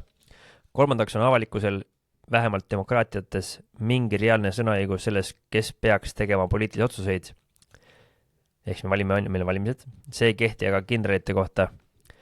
Vaata, me saame su välja hääletada, kui sa oled president või senaator või esindaja. Me saame hääletada su vastu, aga me ei saa hääletada kindrali üle. Meil võivad olla valitsused, mida me väärime, aga vahel on meil sõjaväelised mõistused, mida me ei väärinud. Neljandaks, kui üks peamise erinevusi sõjaväeliste ja poliitiliste organisatsioonide vahel on avaliku kontrolli määr, siis sõjaväe ja kaubanduse vahel asub see otsuste tasuvuses, ehk siis kas need otsused, mis tulevad, kas neil on mingisugune pay-off. Ehk siis ettevõtte juhi või nõukogu vale otsus võib maksta palju raha ja kurvastada suurte hulka aktsionäre, kuid sõjaväelised vead on maksnud 100 000 elusid ja toonud kirjeldamatu viletsust nii tsiviilisikutele kui sõduritele. Kuid sõjalise ebakompetentsuse uurimise vajadus tugineb ka teisel küsimusel. Mitte vähem neist pole vajadus uurida vaadet sõjaväelisele käitumisele, mis on täielikult vastandlik neile inimestele, kes kaitseksid vanemohvitseride isegi kõige õrnema kriitika eest. Ehk siis miks see kriitika eest kaitsmine on nii hull? Miks seda kardetakse? See teine silmakirjalik hoiak tundub olevat märkimisväärselt levinud, et miks inimesed seal ei taha seda kriitikat üldse kuidagi tunda. Nii leidis paljude inimeste jaoks, kellega autor selle raamatu teemat arutas, mõiste sõjaline ebakompetentsus kohese ja vastuga tekitava kõla. Ehk siis kohe solvuti. Psühholoogilised põhjused taandati tavaliselt ühele faktorile. Madal intelligentsus. Et sul on inimesed, kes tegid halba otsuseid, järelikult nad olid. Kahtlemata on sellise vaadetel kaasa aidanud sellised raamatud nagu sõjalise oskamatusest nagu Alan Clarke'i Eeslid The Donkeys, mis on ränk kriitika esimese maailmasõja kindralite pihta. Field Marshal von Ludendorffi kommentaarile Inglise sõdurid võitlevad nagu lõvid. Vastas tema sõber kindralmajor Max Hoffman, tõsi, aga kas me ei tea, et nad on lõvid, keda juhivad eeslid? Siis kui me ütleksime, et kõik on lollid, siis jätaks 2 küsimust vastamata. Esiteks, kuidas saavad inimesed, kellel on niivõrd vähe intelligentsust, üldse kõrgemateks sõjalisteks juhtideks? See ei saa olla kõrge sõjaline juht, kui sa oled loll. See pole võimalik. Ja teiseks, mis on sõjaväelistes organisatsioonides sellist, et nad peaksid ligi meelitama, edutama ja lõpuks taluma neid, kelle sooritus kõrgemal tasandil võib hävitada need organisatsioonid, mida nad esindavad. Nendele küsimustele vastamiseks on aga esmalt vaja avastada, mida kindrali töö endas kätkeb ja kuidas seda saab teha nii halvasti või nii hästi. Seda head ja halba kindrali tööd uuritakse järgmises peatükkides. Selle raamatu põhiosa on jagatud 2 poolde. Esimene tegeleb juhtimisuuringutega näidetega sõjalisest oskamatusest umbes 100 aasta pikkuse perioodi jooksul. suur osa sellest materjalist on lugejale kahtlemata liigagi tuttav. See on siia kaasatud kahel põhieesmärgil, et pakkuda meeldetuletust ja kuna usutakse, et sõjalised ebakompetentsuse ühised nimetajad tulevad kõige selgemalt esile, kui vaadata neid pikaajalises uuringus. Üks selle lähenemise erilisi voorusi on see, et see toob esile varasemate sündmuste mõju või sagedamini kahetsusväärse mõju puutumise hilisematele sündmustele. Ehk siis, kui sa uurid neid pikaajaliseid asju vaatad, siis üks asi on jama on see, et see toob välja selle, et ei ole midagi õpitud. Läbi raamatu käsitleb ta neid ajalugusid ja neid ajalugusid läbides näed sa, et mitte midagi ei õpitud. Suuremas osas on ebakompetentsuse juhtumid võetud Briti sõja ajaloost. Raamatu teine pool on pühendatud arutelule ja selgitustele. See on jaotatud kaheks osaks. Esimese tegeleb sõjaväelise organisatsioonide sotsiaalpsühholoogiaga ja teine üksikute komandöride psühhopatoloogiaga. See püüab selgitada sõjalist saamatust 5 vältimatu kuigi kahetsusväärse inimpsühholoogia omaduse valguses. Need on: inimene jagab madalamate loomade ka teatud võimsaid instinkte, ehk siis meil on instinktid, ja jälle need on selle jutu juured. Need 5 vältimatu osa meie ajust me jagame madalamate loomadega teatud võimsaid instinkte. Ehk siis meil on olemas instinktid, see on number 1. Number 2. Erinevatel madalamatest loomadest õpib enamik inimesi neid instinktiivseid energiaid kontrollima, alla suruma, suunama, vähemalt me peaksime saama neid kontrollida mingil määral ja me saame neid vähemalt nii-öelda segada. 3. Kuigi kaugelt suurim osa sellest õppimisest toimub varajases lapsepõlves, on selle mõju täiskasvanu isikule sügavad ja pikaajalised. 4. Jäägid sellest varajasest õppimisest ja eriti lahkamata konfliktid lapselike soovide ja karistatava moraali nõuete vahel võivad jääda täielikult alateadlikuks, kuid pakkuda ammendamatut ärevuse allikat. Jälle sidus meie siis käitumist sellega, kuidas meilt koheldi väikestena, kas tuba pidi olema puhas, kas pidi taldrikut tühjaks sööma, kõik need väiksed asjad. Nüüd 5. Kui see ärevus muutub su tegude mootoriks, siis meil on probleem. Ajapikku uurime me nende väidete teaduslikku baasi ja nende asjakohasust sõjaloolise ebakompetentsuse teooriale. Kuna see raamat räägib pigem ebakompetentsusest kui kompetentsusest, pigem katastroofidest kui edulugudest, võivad need peatükid näida ebaõiglaselt pessimistliku vaatena sõjaväelise elukutsele ning keskenduda rohkem sellele, mis on halb, mitte sellele, mis on hea. Kuid ilma lahti arutamata ja laiendamata selle mitmetahulise fenomeni vähem meeldivaid külgi, ei saaks olla mingit teooriat selgitamaks neid inimlikke hälbeid, mis on põhjustanud nii palju asjatut kannatust nagu sõda. Nii et me ei tohiks jätta sõdu uurimata ainult sellepärast, et sõda on karm ja kohutav. Ja sellepärast me ei tohiks jätta ka mingeid asju tegemata, tagasi andmata, sest äkki ma saan teada midagi, mis ei ole nii ilus. Lugejale, kes tõmbab tagasi ja tunneb vastikust nende peatükkide ees, saan ma öelda vaid seda, et teooria, mida nad esitavad, põhineb mustri esile kerkimisel, milles iga väike tükk võib iseenesest tunduda tühine, võib-olla naeruväärne, isegi vastik, kuid mis kokku panduna hakkab looma tähendust. Lugeja jaoks, kes on obsiivselt kinni üksikutes puudes ja arvab, et ajalugu tuleks jätta ajaloolastele, sõdurioskused sõduritele ning psühholoogiline teoritiseerimine ei tohiks kunagi minna vööst allapoole, siis see on hetk lugemine lõpetada ja säästa enda ärritusest. Nüüd teine peatükk, kindrali töö.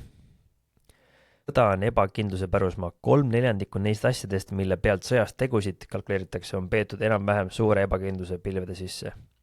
Olukorras, kus valede otsuste tagajärjed on nii kohutavad, kus üksik irratsionaalsuse kild võib lükata liikuma terve traumaatiliste sündmuste ahela, ei usu ma, et saame rahulduda kinnitusega, et enamik inimesi käitub enamiku ajast ratsionaalselt. Inimesed näevad maailma teistmoodi ja lahinguväljal samamoodi, planeerimisel samamoodi, et seda peab arvesse võtma. Sõda on peamiselt seotud 2 tegevusega. Energia edastamine ja informatsiooni vahetamine. mis mõttes on sõjapidamine, energia edastamine? Sõjas on kummaltki poolelt tegevuses oma rikkus energiaks muutmine. Ehk siis meil on hunnik raha, meil on hunnik vahendeid ja muudame selle energiaks, mis antakse tasuta kingitusena ja mitte millegi eest teisele poolele üle. Selline energia võib olla muskulaarne, termiline, kineetiline või keemiline. Sõjad on võimalikud vaid seetõttu, et selle energia vastuvõtja on ette valmistamata seda vastu võtma ja seda omaenda majanduse jaoks kasulikuks vormiks muundama. Kui näiteks saaks kasutada võimatult suurt lehtrit ja hiiglaslikku reservuaare, et püüda kinni ja salvestada energia, mida teine pool sinu suunas pillub, siis selle soovimatu kingituse saaja saaksid peagi rikkaks ja teine pool nii vaeseks, et sedasine sõjapidamine oleks neile võimatu.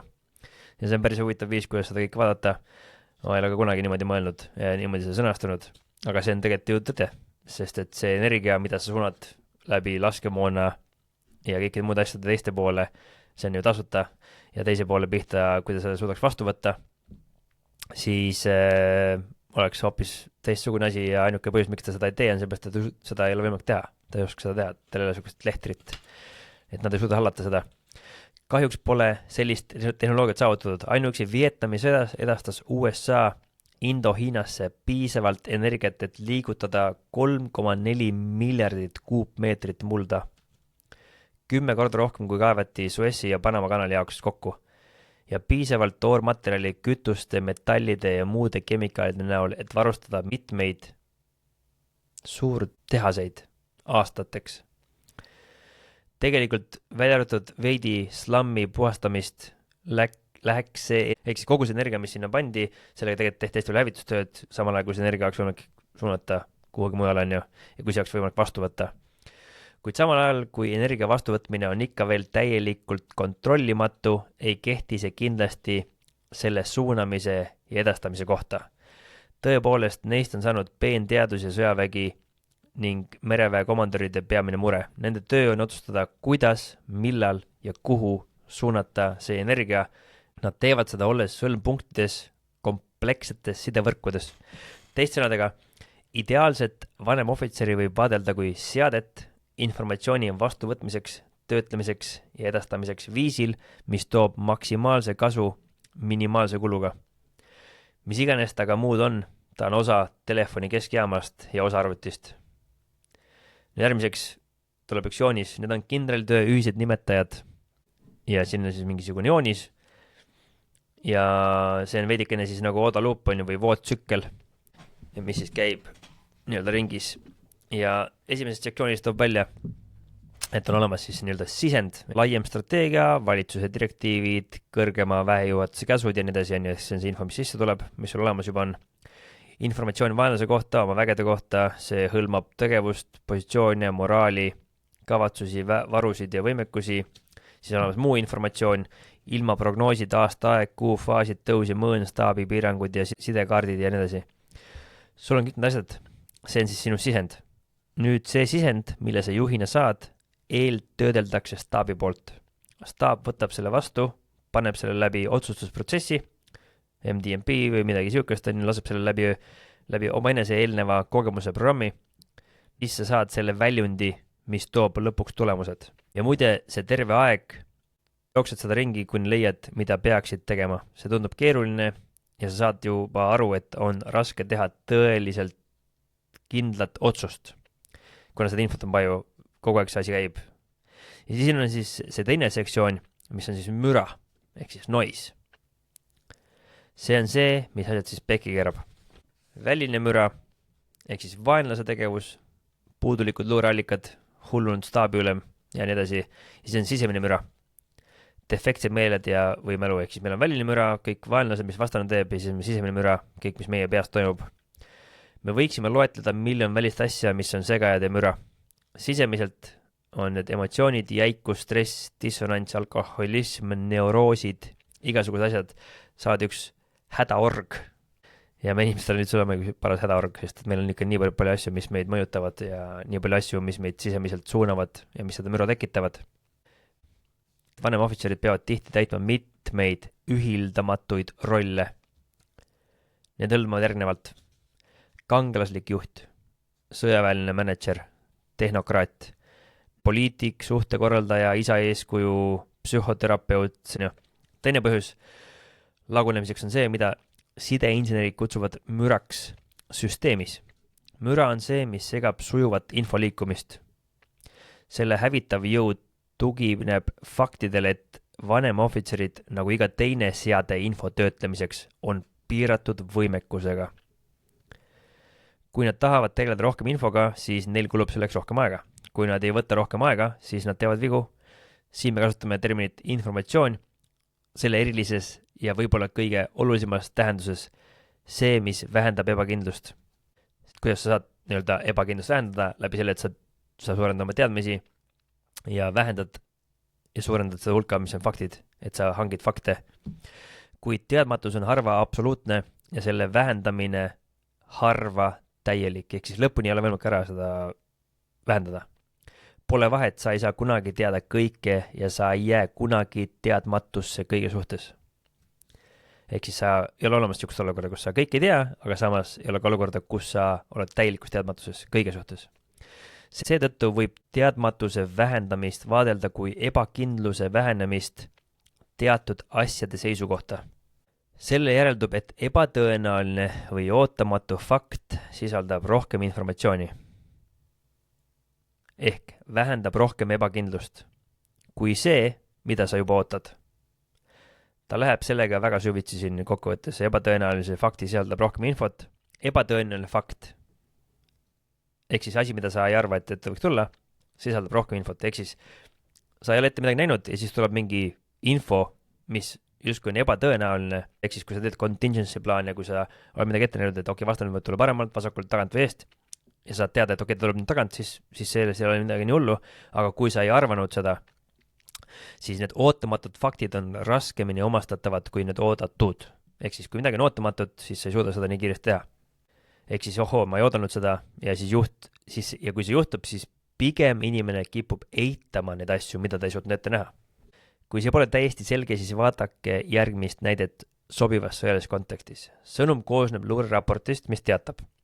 Vaenlane valmistub vasturünnakuks. Edasi kirjeldatakse jõude, positsioone, kuupäeva, tõenäolist rünnakusektorit. See faktiliselt lihtne sõnum sisaldab informatsiooni hulke, mis erineb tohutult olenevalt siis komandörist. Ja kindral A siis, kes ootas sellist vasturünnakut? Ehk ta teadis, see sõnum edastab talle väga vähe.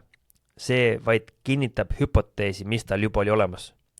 Fakt on see, et kuna ta oli juba teinud suured ettevalmistused vasturünnakuks, oli luureraport tema jaoks suures osas liiast.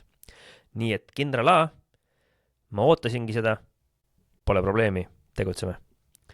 Kindral B, ta oli nii vähe asunud ette näha vaenlase vasturünnakut, et uudis oli laetud informatsiooniga. See vähendas tohutul hulgal teadmatust ja ebakindlust, sest et sa ei olnud teadlik milleski, nüüd saad informatsiooni, nüüd saad teadlik, ehk siis see vähendas sinul suure hulga teadmatust ja ka läbi sellega ebakindlust, sest et sa oled ebakindel, kui sa midagi ei tea, nüüd said rohkem informatsiooni, nüüd sa tead. See andis talle mõtlemisainet ja kuhjaga tegevust. Ja nüüd kindral C. Sõnum oli nii totaalselt ootamatu, et ta otsustas seda ignoreerida.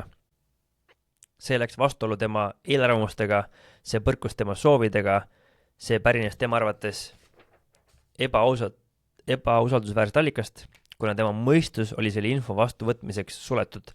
Leidis ta kuhjaga põhjendusi, miks mitte uskuda, nagu Briti kindralid pärast Cambrai lahingut või Ameerika kindralid enne Saksa vastupealetungi Ardennis, siis tal on piiratud võimekus, see informatsioon on liiga suur, see läks niivõrd hullult vastuolu sellega, mida ta tahtis, mida ta soovis, ehk see täielikult vastupidine.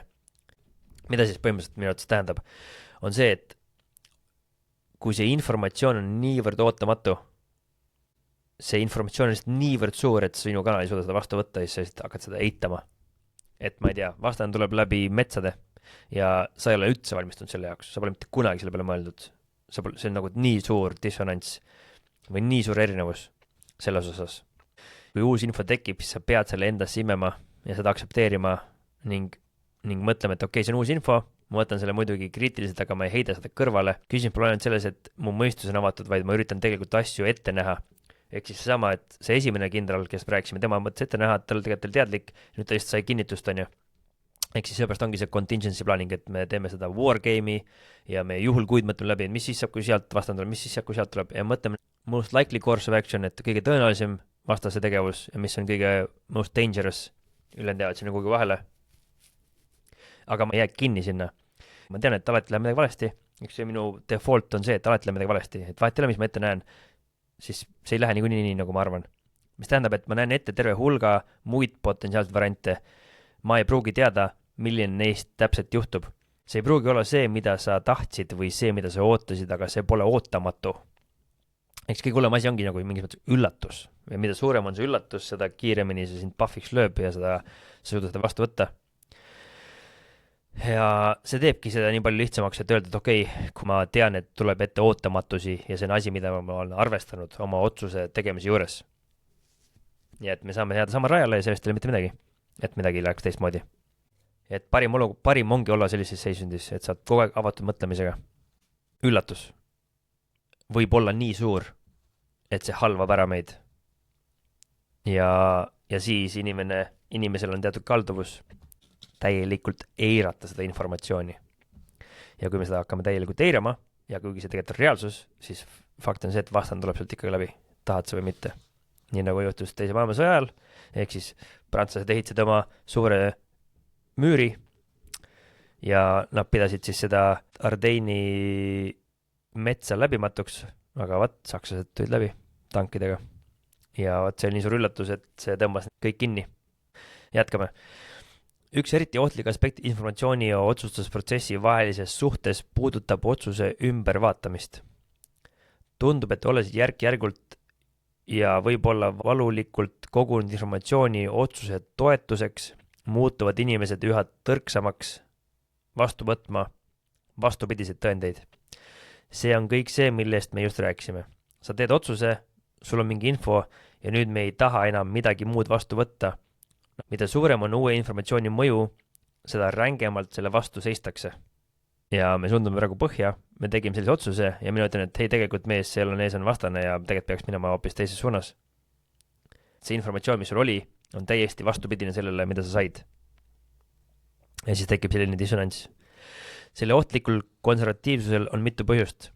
Uuel informatsioonil on definitsiooni järgi kõrge informatiivne sisu ja seetõttu esiteks nõuab see suuremat töötlemisvõimekust, aega ja vaba üldse mahtu. Teiseks ähvardab see tagasipöördumisega varasemasse näriva ebakindlusseisundisse. Ehk siis jällegi, ma olen praegu kindel, ma tahan liikuda sinna suunas, keegi ütleb, et me peame lõunas minema ja ma ei taha sinna minna, sest et see teeb mind ebakindlamaks, sest et nüüd ma jällegi ei tea, kas me on õige koht, kuhu minna. Ja kolmandaks paneb see otsustaja silmitsi vastiku mõttega, et tal võis olla vale. Ehk siis ta tegi vea. Pole siis imestada, et ta kaldub pigem silmi kinni pigistama. Meil oli vist valikul üks siuke hetk, kus kaks tüüpisid kokku metsa vahel, üks läks ühele poole, teine läks teisele poole. Ja ta küsis, kus kohas sa oled. Üks ütles, et see punkt on seal pool ja teine näitas täpselt vastupidisele.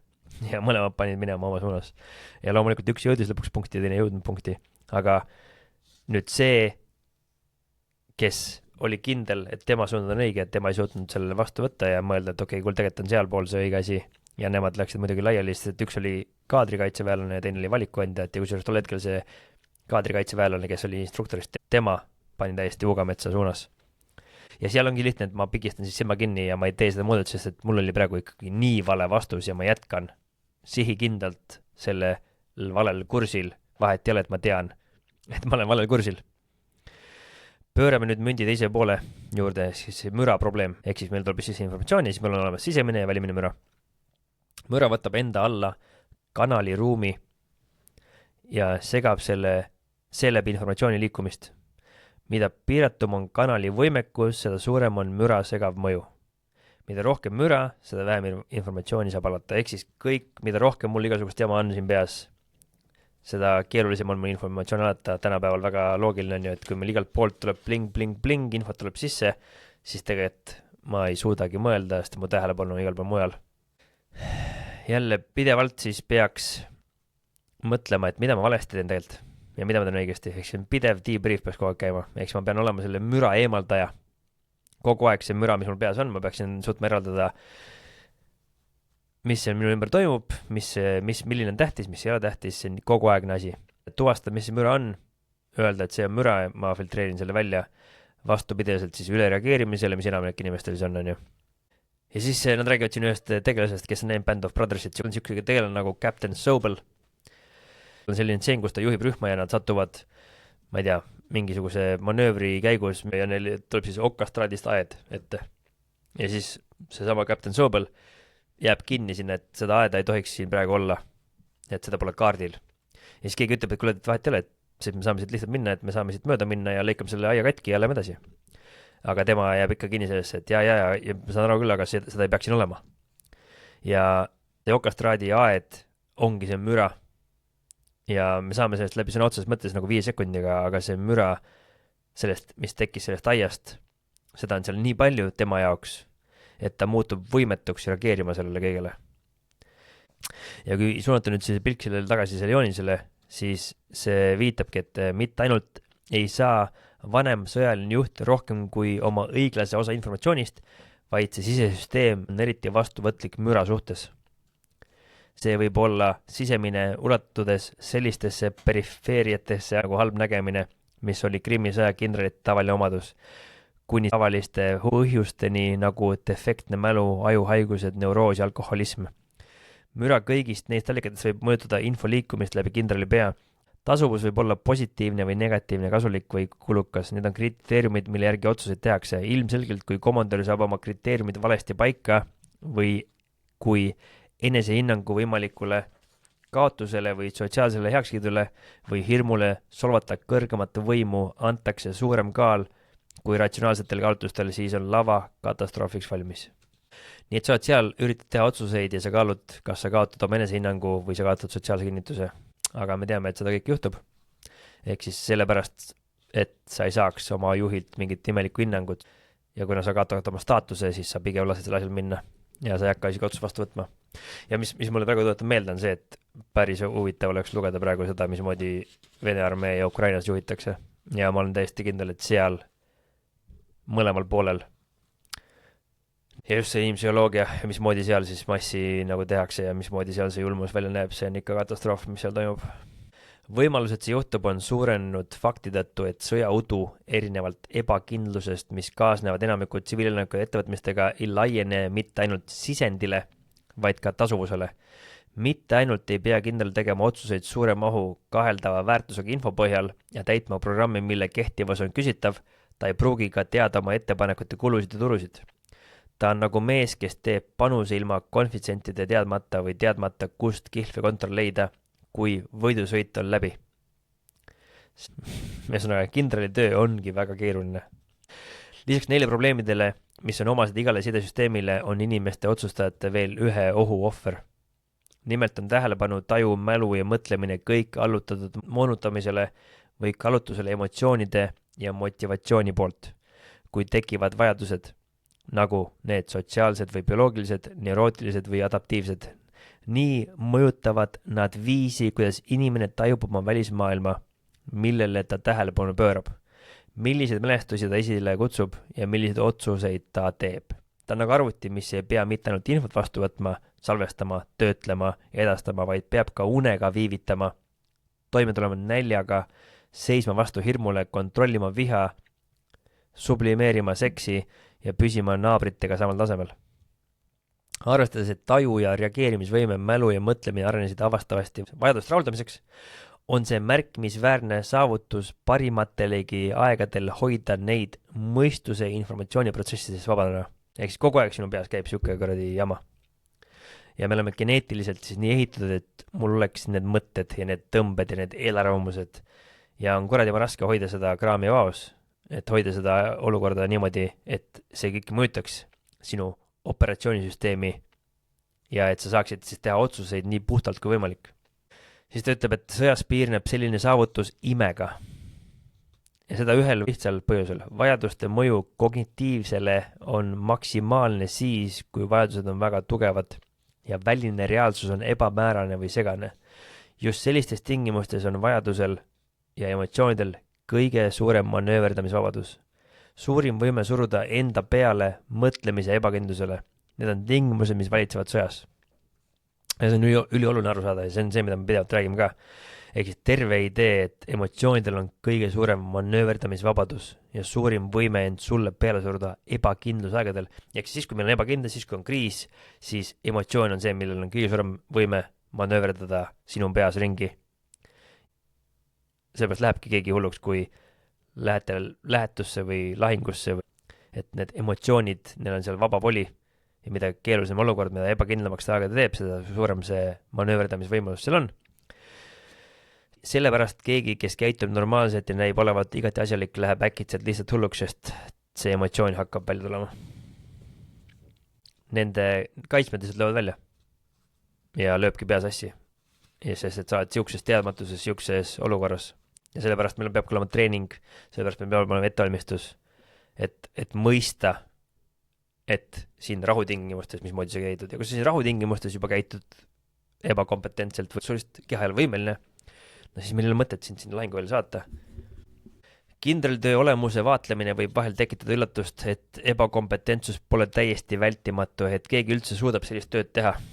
Eriti on see nii, kui arvestada, et sõjalised otsused tehakse tihti tohutu stressi tingimustes, kus tegelik müra, väsimus, unepuudus, kehv toit ja lakkamatu vastutus lisavad oma osa alati täieliku hävingu ohule. Ehk siis samal ajal, kui see ikka on, siis alati on sul alati ka veel täielik hävingu oht või täielik, sa kardad kogu aeg käest, et ega sina võid ka surma saada ju kohe. Ehk siis mida siin ütleb, see sellist on ime, et kui keegi üldse selleks asjaga hakkama saab. See müra lihtsalt on see kõige hullem asi. Eelnev kindrali töö analüüs tekitab mõtte, et äkki oleks parem kindralitest loobuda ja jätta sõja otsustamisprotsessid arvutite hooleks. Sarnast argumenti on esitatud ka seoses meditsiiniga. Miks jätta diagnoosid ja terapeutilised otsused ekslikule inimajudele, kui arvuti saaks neid teha palju väiksemate veavõimalustega? Vastus on muidugi, et arvutid on kehvad juhid ja ükskõiksed isakujud. Nad võivad olla kiired ja efektiivsed, eelarvamustada, kained ja erksad, kuid jäävad siiski külmadeks kaladeks. Nad ei inspireeri kiindumust koos selleks järgneva sooviga meeldida. Samuti ei erita nad voodiäärset hoiakut, ehk siis nad ei ole inimesed. See on nagu lihtne öelda. Paradoksaalselt on nad võib-olla ka natuke liiga veatud, ehk siis nad ei tee üldse vigu. Veelgi enam, nad on meie teada tundeta olendid. Nad on täiesti ükskõiksed oma otsuste tulemuste suhtes, kuid samal ajal, kui kõik see räägib arvutite kui inimeste juhtide vastu, sõltuvad niinimetatud juhtimisomadused sõjavälistel komandööridel täpselt samadest faktoritest, mis on toodud meie voolskeemil nagu kõik muud vastused, mida kindral annab.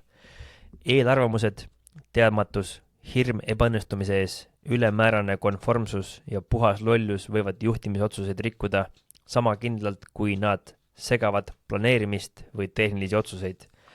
Kõik nad on sama aju produktid. Ja selle ajus lihtsalt toimub väga palju. Nagu te kuulete. Viimane punkt. Vanem sõjaline või mereväe komandöör ei tegutse, õigemini ei saagi tegutseda üksildases isolatsioonis, vaid on aheldatud organisatsiooni külge, kuhu ta kuulub. Ta on nagu arvuti või telefoni keskjaam, mis põhineb reeglitel, millel võib olla vähe pistmis ülesannetega, mida ta on kutsutud täitma. Kujutage ette, et telefoni keskjaama, mis on postkontori au nimel, peab järgima reeglit, et kõigil telefonistidel peavad olema punased juuksed, 96 cm rinnapartii ja rängalt värvitud silmad. Ja teil on mingi pilt neist piiravatest mõjudest, mida organisatsioon võib oma enese funktsioneerimisele avaldada.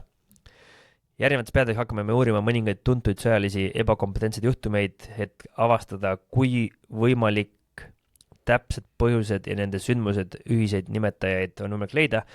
Hetkeks aga vaatleme ühte lühikest ja vähem tuntud vahejuhtumit, mis illustreerib, kuidas sujuv info liikumine läbi vanemohvitseride ajude võib olla nii moonutatud, et nende otsused osutavad katastroofideks. Süüdlased on sel juhul mereväe, mitte maaväe ülemad. Koht on Samoa ja kuupäev on 1889. 7 sõjalaeva, 3 Ameerika, 3 Saksa, 1 Briti seisavad ankurus Apia sadamas. Nad on seal mereväe ja sõjaväe kohaloluna, et valvata oma vastavate valitsuste huve kaldal toimuvates poliitilistes rahutustes. Vastavalt sellele on nad ankurdunud kohas, mida kirjeldatud kui ühte maailma kõige ohtlikumat ankurpaika. Sest nimetada Apiat üldse sadamaks on pehmelt öeldes kahetsusväärne. Suures osas korallrahnudest täietud asub see taldrikukujuline süvend pärani lahti põhja suunas, kust rulluvad sisse suured Vaikse ookeani lained.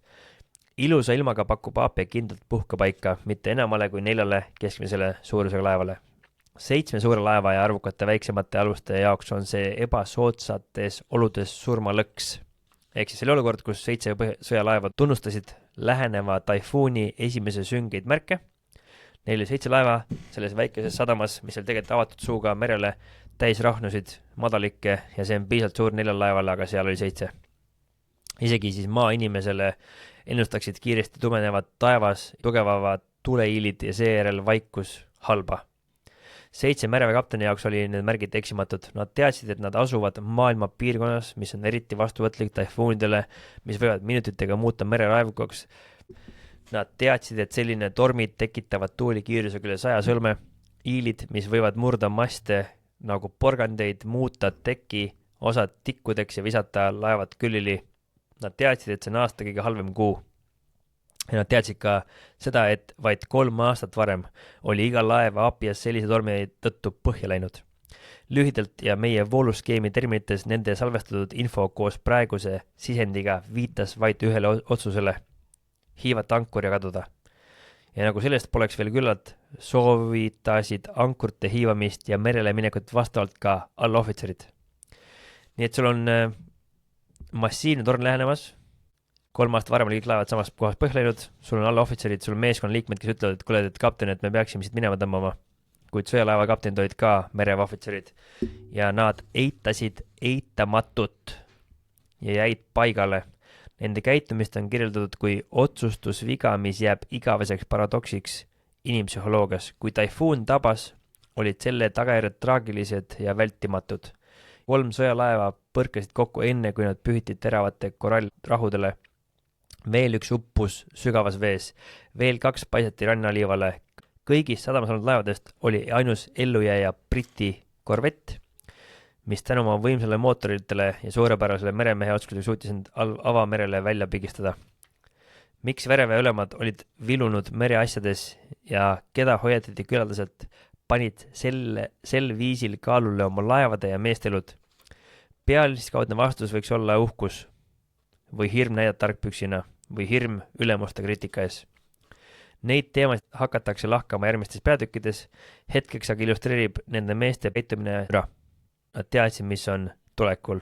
Neil oli ajalugu teada, nad teavad, mis selles sadamas varem on juhtunud, kõik on selge, ühtegi välisfaktorit ei saa selles olukorras süüdistada, see on sisemine faktor. Et selles näites põhimõtteliselt välistatakse kõik välised faktorid ära ja lõppkokkuvõttes, miks otsus tehtud, on sellepärast, et sisemine müra oli nii suur. Aga vaat selline esimene osa. Loodetavasti oli see kasulik ja andke kindlasti tagasisidet selle kohta, mis te kuulsite. Vaat, aga selline see osa oli. Aitäh kuulamast.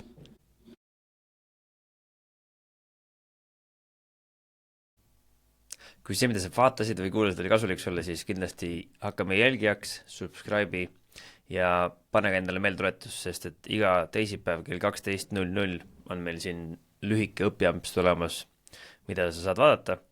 Ja igal laupäev kell 10 on siis selline pikk vestlus pikemas formaadis, kus me räägime juhtimisest, ärist, elust ja kõigest muust paremast, mis pähe tuleb. Nüüd kõige olulisem sõnum minul sinule tegelikult on see, et ma sooviks, et sa mõtleksid ise. Et tavaliselt öeldakse, et vaata järgmist videot ja klikid siia või kuhu iganes kohta, siis mina ütlen, et enne kui sa kuhu üldse klikkima hakkad, siis mõtle, kas sul on päriselt seda asja vaja. Sest tõenäosus on see, et see, miks sa sinna järgmisele videole klikid, on juba vabandus. Ja mille kohta see vabandus on?